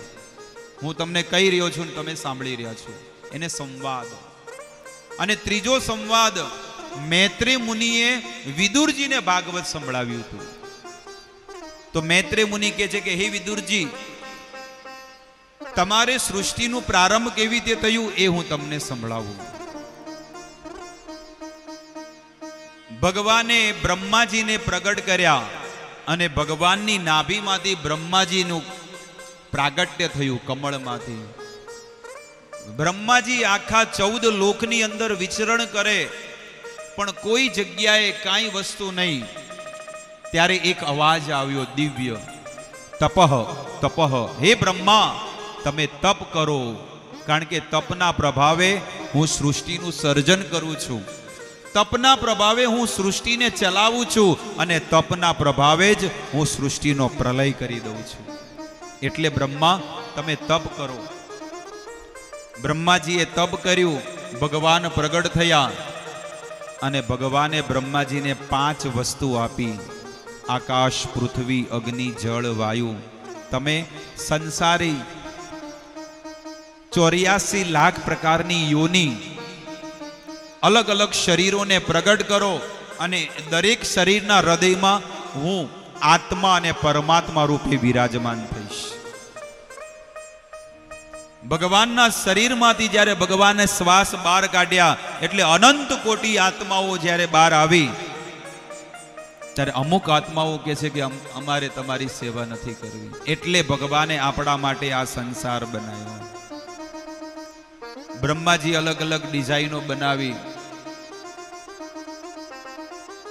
ભૂત, પિશાચ, સૌથી પહેલા તો 4 કુમારને પ્રગટ કર્યા. શરૂઆત જો આપણે કરીએ તો 4 કુમાર કમંડળ લઈને જંગલમાં જતા રહ્યા કે અમારે સૃષ્ટિ નથી કરવી. સપ્ત ઋષિ મુનિઓને પ્રગટ કર્યા, એ લોકો પણ તપસ્યા કરવા જતા રહ્યા. બ્રહ્માજીને આંખોમાં ક્રોધ આવ્યો, અને ભ્રિકુટીમાંથી શિવજી પ્રગટ થયા. અને અલગ અલગ ભૂત, પિશાચ, એવા બધા અલગ અલગ જીવોને પ્રગટ કર્યા. એના પછી ભગવાને કીધું કે હે બ્રહ્મા, તમે મૈથુનની સૃષ્ટિ પ્રગટ કરો. ત્યારે બ્રહ્માજીએ એમની જમણી બાજુએ મનુ મહારાજને પ્રગટ કર્યા અને ડાબી બાજુએ શત્રુપાને પ્રગટ કરી. બંને સંતાનો જ્યારે પ્રગટ થયા એટલે બ્રહ્માજીને કહે છે કે અમને આશીર્વાદ આપો પિતાજી, અમે શું કરીએ? તમે જે આદેશ આપશો અમે કરશું. બેટા, સૌથી પહેલા તમે તપસ્યા કરો અને મૈથુનની સૃષ્ટિ પ્રગટ કરો. ક્યાં આગળ કરવાની છે? પૃથ્વી પર કરવાની છે. બ્રહ્મલોકમાં પ્રગટ થયા મનુ શત્રુપા અને એમણે બહુ તપ કર્યું અને તપ કરીને એ લોકો પૃથ્વી પર આવ્યા, પણ પૃથ્વી જ નથી. 14 લોકમાં બધા લોક હતા પણ પૃથ્વી નહોતી, બીજા બધા લોક હતા. એટલે એ ફરીથી બ્રહ્માજીની પાસે ગયા અને બ્રહ્માજીને કહે છે કે હે પિતામહ, બધા લોક જોઈ લીધા, બધા લોક છે, પણ પૃથ્વીનો લોક જ આખો દડો ગાયબ, પૃથ્વી ગાયબ થઈ ગઈ, કોઈ છે જ નહીં. બ્રહ્માજી વિચાર કરે કે કોકનું ફ્રીજ ચોરી થાય, કોકનું પાકીટ ચોરી થાય, આ તો આખી પૃથ્વી ચોરી થઈ ગઈ. બ્રહ્માજી ચિંતિત થઈ ગયા કે આ પૃથ્વી લઈ કોણ ગયું? ત્યારે વેદમાં વર્ણન છે કે એ આખી પૃથ્વીને ચોરી કરી હિરણાક્ષ જે છે એ રસાતળમાં લઈ ગયો. આખી પૃથ્વીને હિરણાક્ષે વિચાર કર્યું કે આ પૃથ્વીના લોકો તપ કરે, ભક્તિ કરે, તપસ્યા કરે, દાન કરે અને એના પ્રભાવથી સ્વર્ગના દેવતાઓની શક્તિ વધે છે, ભગવાનની શક્તિ વધે. તો આ મૂળ કયું છે? આ પૃથ્વી જ જે છે ને, એટલે પૃથ્વીને જ હંતાડી દઉં તો આગળ કોઈ તપસ્યા કરે નહીં કે આગળ કાંઈ થાય નહીં. એટલે હિરણાક્ષે આ પૃથ્વીને છુપાવી દીધી, પણ બ્રહ્માજીને ખબર નથી કે આ પૃથ્વી ક્યાં આગળ ગઈ. એટલે બ્રહ્માજી ચિંતિત થઈ ગયા. એ જ ઘડીએ બ્રહ્માજીના નાકમાંથી એક વટાણાની સાઈઝનો એક ભગવાન પ્રગટ થયા. જોત જોતામાં બહુ વિશાળ રૂપ બનાવી દીધું અને સુકરનું રૂપ બનાવી દીધું. આપણી ભાષામાં ભૂંડ, સુવર કહેવાય ને, એનું રૂપ બનાવ્યું. આવી રીતે બ્રહ્માજી વિચાર કરે છે, એને કે અવાજ વધારે ના કરતો. બ્રહ્માજી વિચાર કરે છે કે આ કોણ છે? જોત જોતામાં એટલો મોટો જીવ થઈ ગયો અને સમુદ્ર કરતા વિશાળ બની ગયો, એટલા મોટા વિશાળ બની ગયા. દેવતાઓને ખબર પડી ગઈ કે આ કોઈ સાધારણ જીવ નથી, પણ સાક્ષાત ભગવાન છે. એ ભગવાન પહાડ ઉપર ચડી ગયા અને પહાડ ઉપર ચડીને સમુદ્રમાં કૂદકો મારવા જાય. સમુદ્રના 2 ભાગ થઈને ભગવાન પાતાળમાં પહોંચી ગયા છે અને પાતાળમાં જઈને હિરણાક્ષને ઊભો કર્યો અને ધમાસાર યુદ્ધ ચાલી રહ્યું છે. હરે કૃષ્ણ કૃષ્ણ કૃષ્ણ હરે હરે, હરે રામ રામ રામ હરે હરે. દેવતાઓ તો વિચાર કરે છે કે આ કોણ છે? એમની આંખો તપાયેલા સોનાની જેમ છે. વિશાળ ક્રોધ આવી ગયો છે. શું કરો ઇકી શું કરો, અને બે દાંત હતા, ઇકો કમ રખને કા બોલતા હે. આવી રીતે વરાહ રૂપે જ્યારે ભગવાન પાતાળમાં ગયા અને રસાતળમાં જઈ અને ભગવાને હિરણાક્ષની સાથે ધમાસાર યુદ્ધ થયું છે. ઇતિહાસમાં પહેલી વાર આજે અસુર રાક્ષસ અને ભગવાનની સાથે યુદ્ધ થઈ રહ્યું છે. એટલું ધમાસાર યુદ્ધ. દેવતાઓ વિચાર કરે છે કે કોની જીત થશે. દેવતાઓ ફૂલોની વર્ષા કરે છે કે ભગવાન મારી નાખો. ભગવાન કહે છે કે હું મારવા તૈયાર છું, પણ મારે પણ વીર રસનો આસ્વાદન કરવો છે. એકબીજાની સાથે ધમાસાર યુદ્ધ થાય છે અને ભગવાનની ગદા પડી ગઈ. હિરણાક્ષને લાગ્યું કે હવે આ ભગવાન હરી ગયા અને હું જીતી ગયો. પણ ભગવાન હિરણાક્ષને ક્યાં ખબર છે કે ભગવાનને કોઈ હરાવી શકે નહીં. ભગવાન તો વીર રસનો આસ્વાદન કરે છે. ભગવાને એક મુષ્ટિકા લીધી અને હિરણાક્ષના પેટમાં જોરથી માર્યા. હિરણાક્ષ લોહીની ઉલટી કરી અને ધડીમ કરીને જમીન પર પડી ગયો. બધા દેવતાઓ ફૂલોની વર્ષા કરે છે અને ભગવાનને પ્રાર્થના કરે છે. ભગવાનને બહુ સુંદર પ્રાર્થના કરે છે. વસતી દશન શિખરે ધરની તવ લગ્ના શશિની કલંક કલેવની.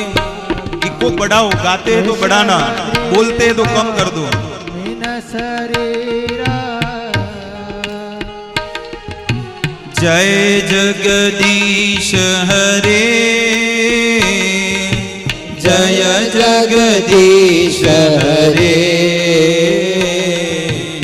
जय जगदीश हरे. वसती दशन शिखरे धरणी तव लग्ना शशिनी कलंक कलेवनी मग्ना केशवधृता सुकर रूपा जय जगदीश हरे, जय जगदीश हरे, जय जगदीश हरे.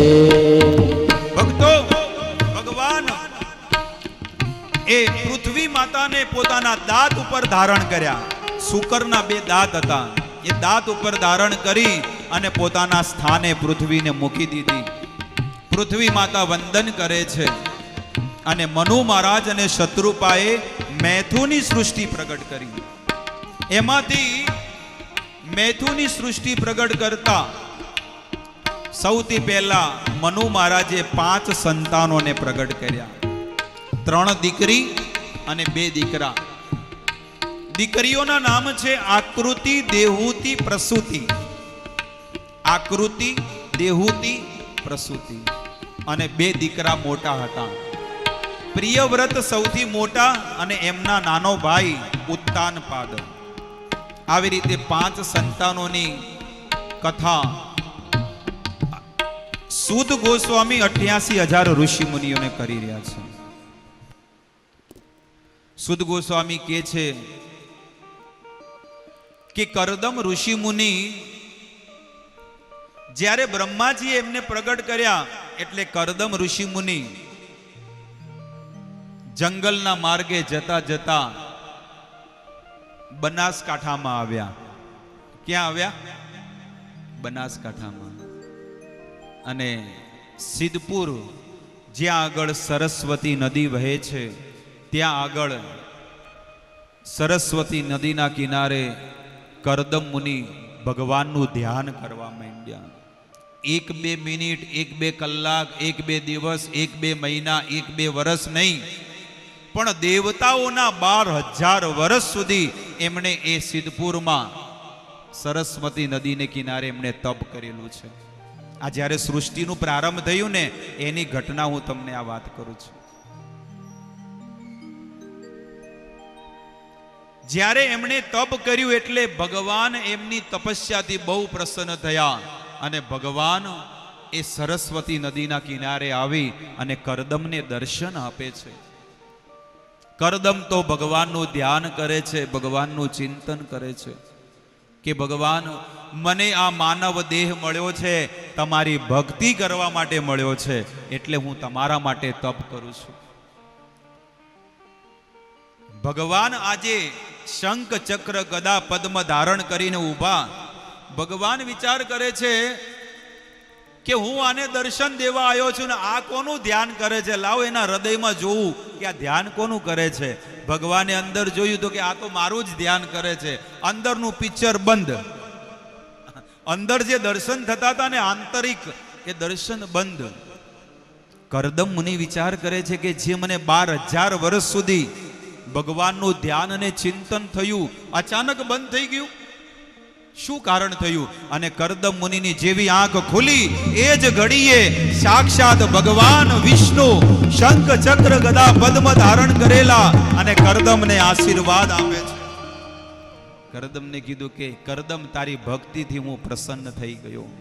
અરે લોકોને મેં શરીર આપ્યા છે, મનુષ્ય જીવન આપ્યું, પણ એ લોકો પોતાની માટે જીવન જીવે છે, પણ કરદમ તમે તો મારી માટે જીવન જીવો છો, તમે પ્રભુ માટે જીવન જીવો છો.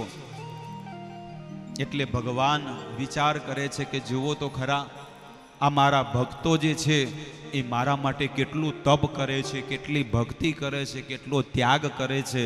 એટલે ભગવાનના આંખમાંથી આંસુ આવી ગયા. ભગવાન રડવા માંડ્યા. કેમ રડવા માંડ્યા ખબર છે? એનું એક કારણ છે. એનું એક કારણ છે.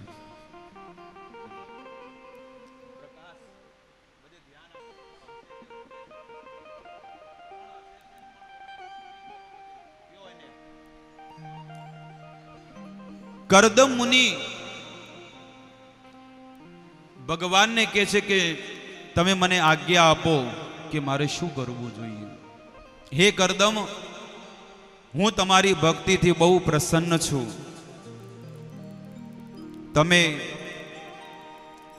આજ સ્થાને રહીને તપસ્યા કરો, ભક્તિ કરો, પણ આજથી ત્રીજા દિવસે મારો ભક્ત, મારો દીકરો એટલે કે મનુ મહારાજ એમની દીકરીનો હાથ લઈને તમારી પાસે આવશે, એટલે તમે એમની સાથે વિવાહ કરી લેજો. કરદમ મુનિ ભગવાનને વંદન કરે છે. અને જ્યારે ભગવાનના જે આંસુ પડ્યા હતા ને એ જગ્યાએ જે પડ્યા એ બિંદુ પડ્યા, એનું નામ જ પડી ગયું બિંદુ સરોવર. ભગવાને આશીર્વાદ આપ્યા કે હે કરદમ, આ બિંદુ સરોવરમાં જે સ્નાન કરશે, એનું જળનું આચમન કરશે, એની પ્રદક્ષિણા કરશે, એને મારી નિત્ય ભક્તિ પ્રાપ્ત થશે. કરદમ બોલો,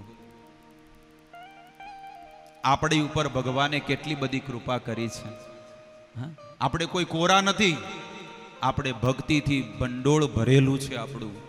પણ શું કરીએ, આપણા ભાગ્યમાં એ વસ્તુ નથી કે આપણા ગઈડિયાઓ કે ઘરડા લોકો ના કહેતા કે સસ્તી મૂડી,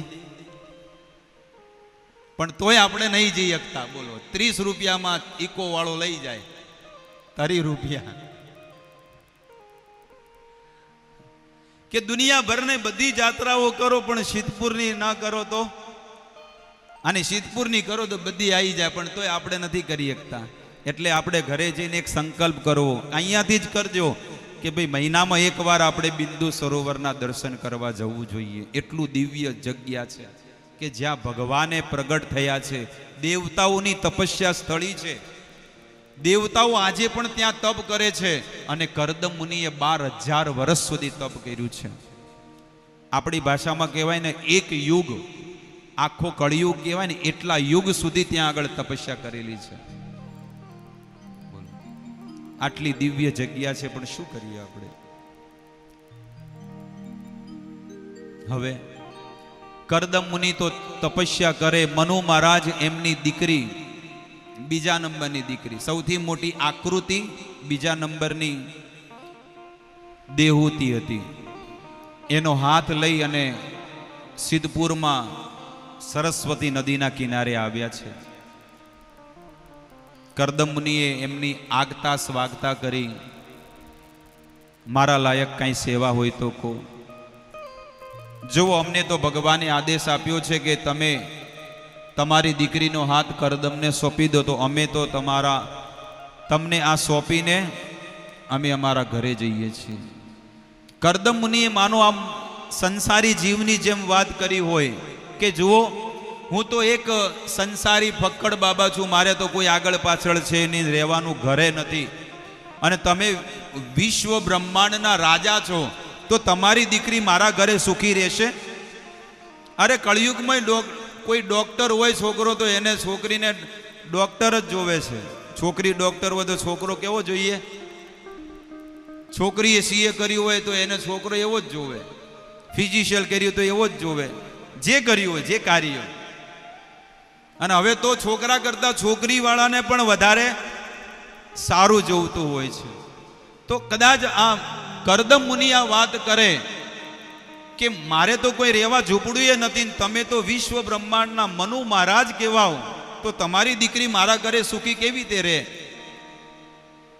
એટલે દેહૂતી કહે છે કે હું તમારું રૂપ, સુંદરતા, ઘર કે ધન જોઈને તમારા પાસે નથી આવી. તો કેમ?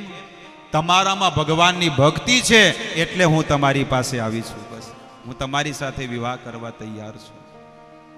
કરદમ ઋષિ મુનિ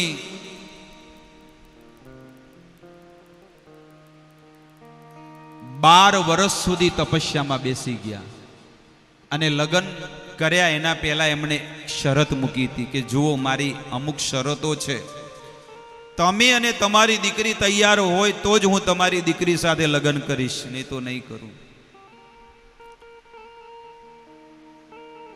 જેવા તમારી દીકરીને સંતાન થશે એટલે હું ઘર બાર છોડીને જતો રહીશ, સંન્યાસ લઈ લઈશ. દેહૂતીને મનુ મહારાજ તૈયાર થઈ ગયા. અહીંયા 12 વર્ષ સુધી કરદમ મુનિ તપસ્યામાં બેસી ગયા અને દેહૂતી સુક લકડી થઈ ગયા સેવા કરતા કરતા.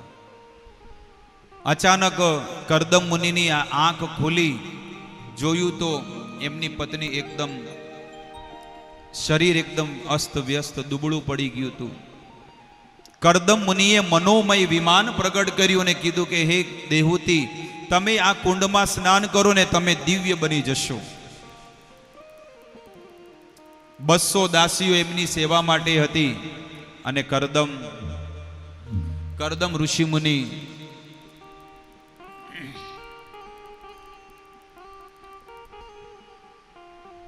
એટલું સુંદર દિવ્ય વિમાન કે એમાં જરાય અવાજ નતો આવતો.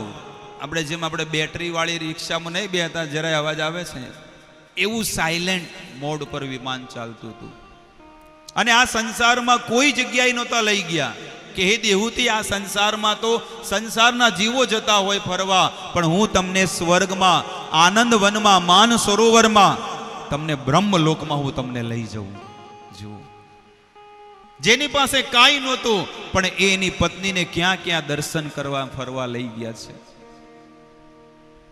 દેહૂતી કહે છે કે સ્વામી, ચાલો આપણે એ જ સિદ્ધપુરમાં આપણી ઝૂંપડીમાં, મારે બીજે ક્યાંય જવું નથી. આપણે એવું હોય તો કે આપણે તો સારું છે, ફરવા ગયા હોય તો કે રોજનું સુંદર ગરમા ગરમ ભોજન મળે છે, ઘેર જાવું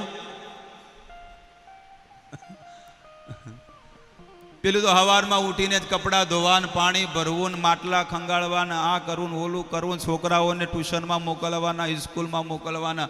અત્યારે હાથ દાડા ઉજી એટલે કે ઘેર જાવું. પણ દેહૂતી કહે છે કે સ્વામી, ચાલો આપણે આપણા ઘરે. અને કરદમ મુનિએ 9 કન્યાઓને જન્મ આપી. કે છે કલા, અનસુઈયા, હવીરબુ, કે છે કે અલગ અલગ 9 કન્યાઓના એમને જન્મ આપ્યો અને એક દીકરાને જન્મ આપ્યો જેનું નામ પડ્યું ભગવાન કપિલ. આવી રીતે 9 કન્યાઓ જ્યારે ધીરે ધીરે મોટી થઈ, કરદમ મુનિએ 9 કન્યાઓના વિવાહ કરાવી એને પોતાના સાસરે વળાવી. અને કરદમ મુનિ કહે છે કે હે દેહૂતી, હવે તમે આ તમારા દીકરાના સહારે તમે રહો, હું હવે ઘર છોડી સંન્યાસ લઉં છું. ત્યારે ભગવાન કપિલને અને માતા દેહૂતી એ બંને બિંદુ સરોવરમાં રહ્યા. ભગવાને એક દિવસની ઘટના છે કે માતા દેહૂતી ભગવાનને પ્રાર્થના કરે છે કે તમે તો મારા પુત્ર છો, પણ હું તમારી પાસે જિજ્ઞાસા કરું છું કે મને તમે જ્ઞાન આપો, આત્મજ્ઞાન. આ સંસારના ભોગથી હું ઊબી ચૂકી છું, કંટાળી ચૂકી છું, તમે મને દિવ્ય જ્ઞાન આપો. ત્યારે ભગવાન કપિલે એ જ બિંદુ સરોવરમાં એમને શુદ્ધ ભગવત જ્ઞાન આપ્યું. કે માતાનો પહેલો પ્રશ્ન હતો કે આ સંસારનો જીવ આ સંસારમાં આવે છે તો એને કેટલું દુઃખ પડે છે, મારે એ જાણવું છે. અને મરી ગયા પછી એને કેટલું દુઃખ પડે છે, કેટલું કષ્ટ પડે છે, એ પણ તમે મને સમજાવો. ત્યારે ભગવાન કપિલ કહે છે કે હે માતા, આ સંસારી જીવ જે છે એ 84 લાખ યોનિઓમાં ભટકી અને કરોડો કરોડો વર્ષો પછી એના ભાગ્યનો જ્યારે ઉદય થાય એટલે એ જીવાત્માને માતાના ગર્ભમાં જન્મ મળતો હોય છે. એટલે આ કોઈ સસ્તો દેહ નથી, મનુષ્ય દેહ, મોંઘો મનુષ્ય દેહ. ફરી રે ફરીને નહીં મળે વારંવાર, હે ભાઈ તું ભજી લેને કીર્તાલ. આ કઈ જેવું તેવું શરીર નથી મળ્યું, બહુ દુર્લભ, દેવતાઓને પણ દુર્લભ, પણ છે નશ્વર, નાશ થઈ જાય. ગમે ત્યારે આ શરીર ઢળી પડશે, એની કોઈ ગેરંટી નથી. આપણને ઘણી વખત ફોન આવે કે ફલાણા ભાઈ મરી ગયા. હાય હાય, મને તો વિશ્વાસ નહીં આવતો. અલે હમણાં તો હજી કલાક પહેલા તો અમે ભેગા બેઠા હતા, ચા પીધો તો, આમ વાતો કરી હતી, અને મને તો વિશ્વાસ, અરે વિશ્વાસ આવે કે ના આવે, પણ એ તો એટલે આ કાચી માટીનું ખોડિયું કયા સમયે ઢળી પડશે કોઈ ગેરંટી નથી. કંઈક રાજાને કંઈક રાજીયા, મેલી હાલ્યા સંસાર.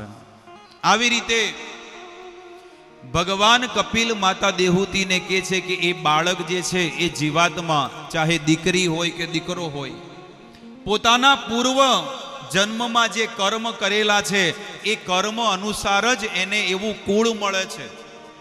જ્યારે કોઈ પણ વ્યક્તિ માના ગર્ભમાં જ્યારે જન્મ લે ત્યારે એના ભાગ્ય લઈને આવે છે.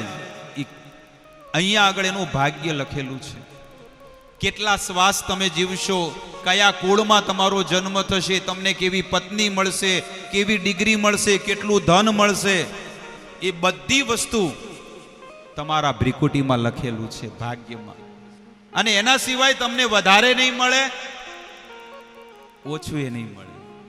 જે હશે એ માપ તોલ કરીને તમને મળી જશે.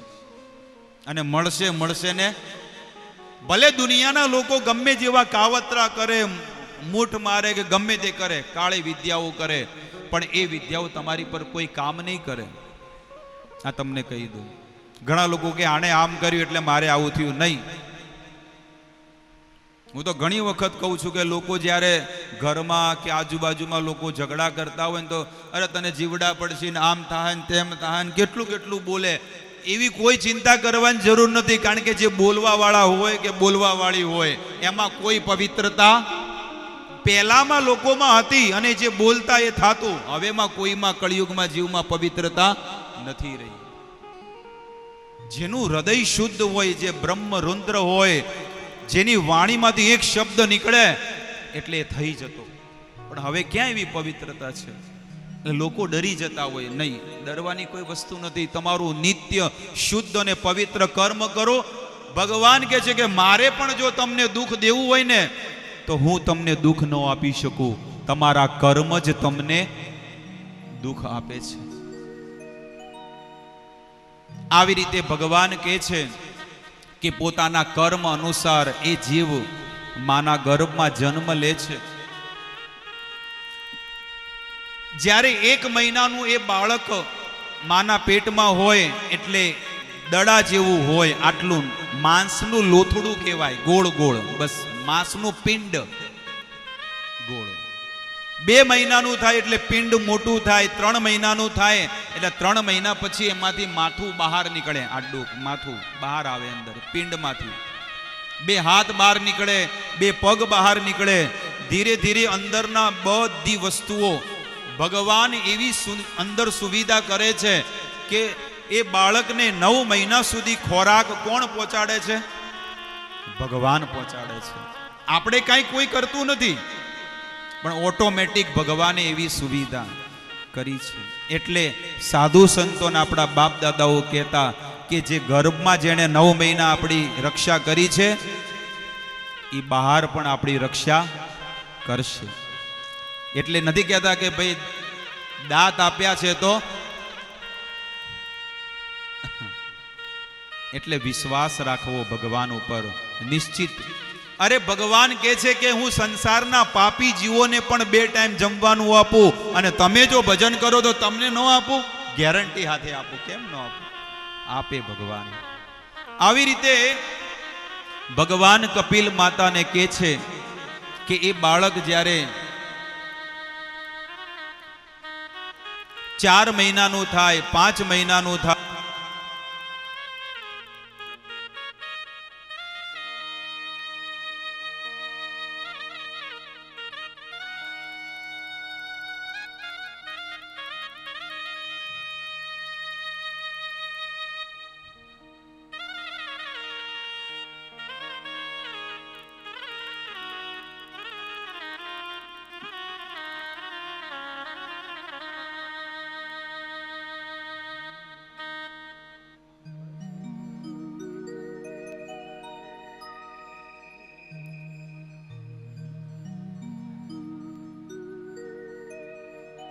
હરે કૃષ્ણ હરે કૃષ્ણ કૃષ્ણ કૃષ્ણ હરે હરે, હરે રામ રામ રામ હરે હરે. ભગવાન કપિલ કહે છે કે 4થા મહિને એ શરીરના બધા અવયવો બનવાનું શરૂ થઈ જતું હોય, પણ એ જીવની શું દશા છે સાંભળો. એની જીવની દશાનું વર્ણન કરે છે.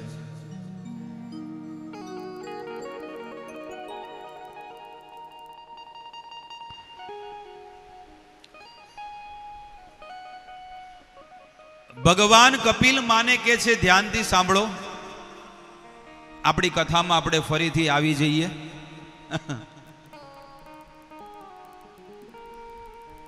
કે હે માં, આ મનુષ્ય દેહ, મનુષ્ય શરીર એમનેમ નથી મળતો.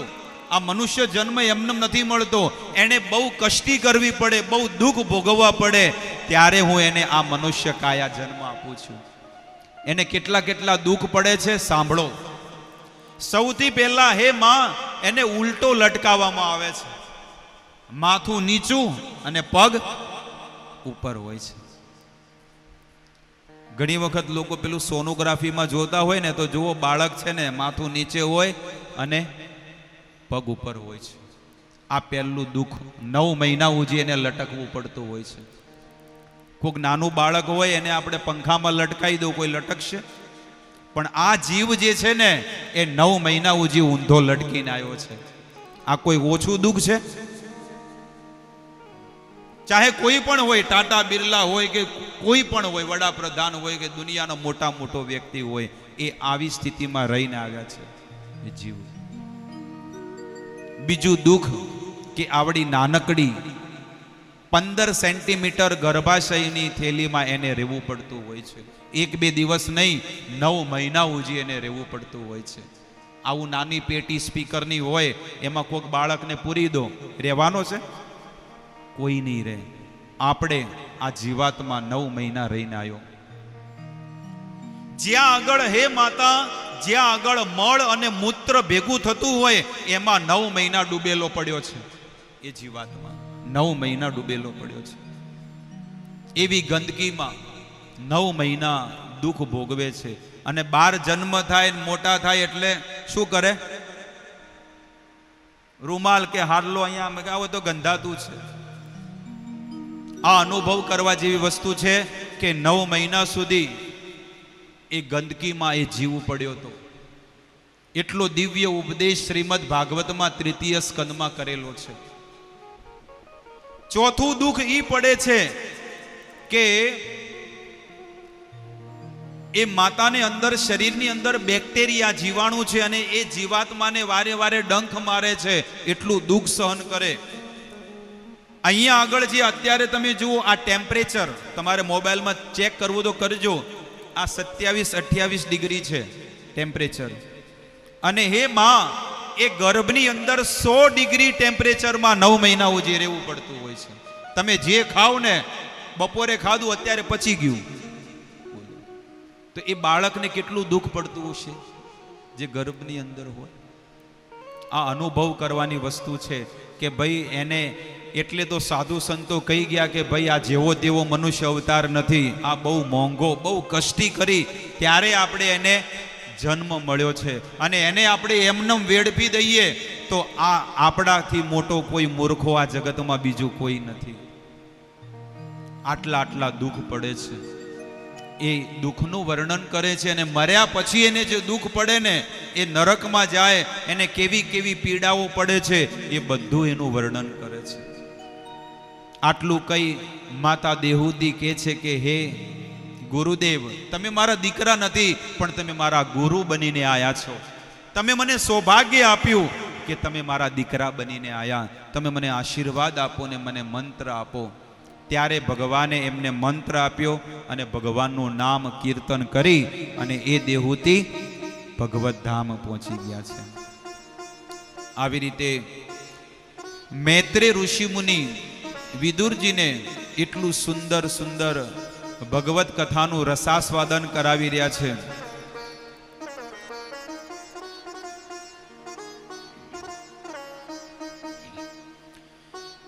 હવે મૈત્રેય મુનિ વિદુરજીને એમની બીજી દીકરી જે છે એનું વર્ણન કરે છે. કે છે કે આકૃતિ, દેહૂતિ અને પ્રસૂતિ. કે છે કે પ્રસૂતિના વિવાહ દક્ષ પ્રજાપતિ સાથે થયા અને દક્ષ પ્રજાપતિને ત્યાં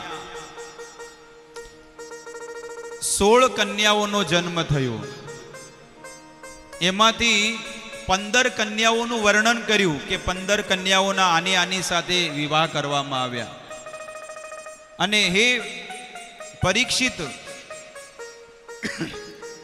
જે સૌથી છેલ્લી નાની કન્યા હતી એ નાની કન્યા સતી, એના વિવાહ શિવજી સાથે થયા. તો સુખદેવજી વર્ણન કરે છે કે 15 કન્યાઓને બધાને વંશવેલો વધ્યો પણ સતીને ન વધ્યો. તો પરીક્ષિત મહારાજ જિજ્ઞાસા કરી કે મારો એ પ્રશ્ન છે કે સતીને કેમ વંશવેલો ન વધ્યો? ત્યારે સુખદેવજી કહે છે કે સસરાને જમાઈને દક્ષ પ્રજાપતિની શિવજીને શું થયું હતું? અણબન થઈ હતી. એ કે મારે આખી કથા સાંભળવી છે. તો સાંભળો પરીક્ષિત, એક સમયની ઘટના છે કે બ્રહ્માજીએ દેવતાઓના રાજાના મુખ્ય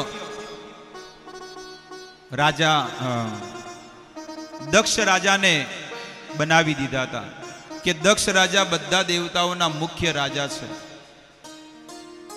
જ્યારે એક સમયની ઘટના છે કે બ્રહ્માજીની સભામાં 33 કોટી દેવતાઓ બેઠા હતા. ભોળાનાથ, બ્રહ્મા ને બધા બેઠા. દક્ષ પ્રજાપતિની એન્ટ્રી જ્યારે થઈ એટલે બધા લોકો ઊભા થઈ ગયા, પણ 2 જણા ઊભા ન થયા, ભોળાનાથ અને બ્રહ્મા. આ બંને ઊભા ન થયા. એટલે દક્ષ પ્રજાપતિને એટલો બધો ક્રોધ આવ્યો. પહેલા તો થયું કે ચલો આ મારા પિતા છે બ્રહ્મા, ચલો એ ઊભા ન થયા, પણ આ તો મારો જમાઈ છે. કારણ કે એમની દીકરીના વિવાહ એની સાથે થયા. એ કે આ કેમ ઊભો ન થયો? એટલે આંખો લાલ ચોળ થઈ ગઈ. અમારા ગુરુ મહારાજ એ વાત કરે છે કથામાં કે આવા અભિમાની માણસો આ જગતમાં બહુ છે. દક્ષ પ્રજાપતિ જોવે છે કે બીજા બધા ઊભા થયા પણ કોઈની આગળ જોયું નહીં, પણ જે ઊભું ના થયું ને એના આગળ જોયું કે આ ચમ ના થયો. કહેવત શું છે કે બીજા ભલે ઊભા થયા કોઈ વધો નહીં, પણ આ કેમ ના થયો? એટલે એની કે મારું એને માન ન રાખ્યું. પણ એને દક્ષ પ્રજાપતિને ક્યાં ખબર છે કે દક્ષ તું જીવ તત્વ છે અને ઓલા શિવ તત્વ છે. બહુ ફરક છે ભાઈ, જેવું તેવું નથી. એટલે દક્ષ પ્રજાપતિ પોતાના આસન પર તો બેઠા અને આમ ક્રોધે ભરાઈને અભિમાનની મૂર્તિ બેઠી છે. અને ભરી સભામાં દક્ષ પ્રજાપતિ કહે છે કે આમાં કોઈ શીલ નથી,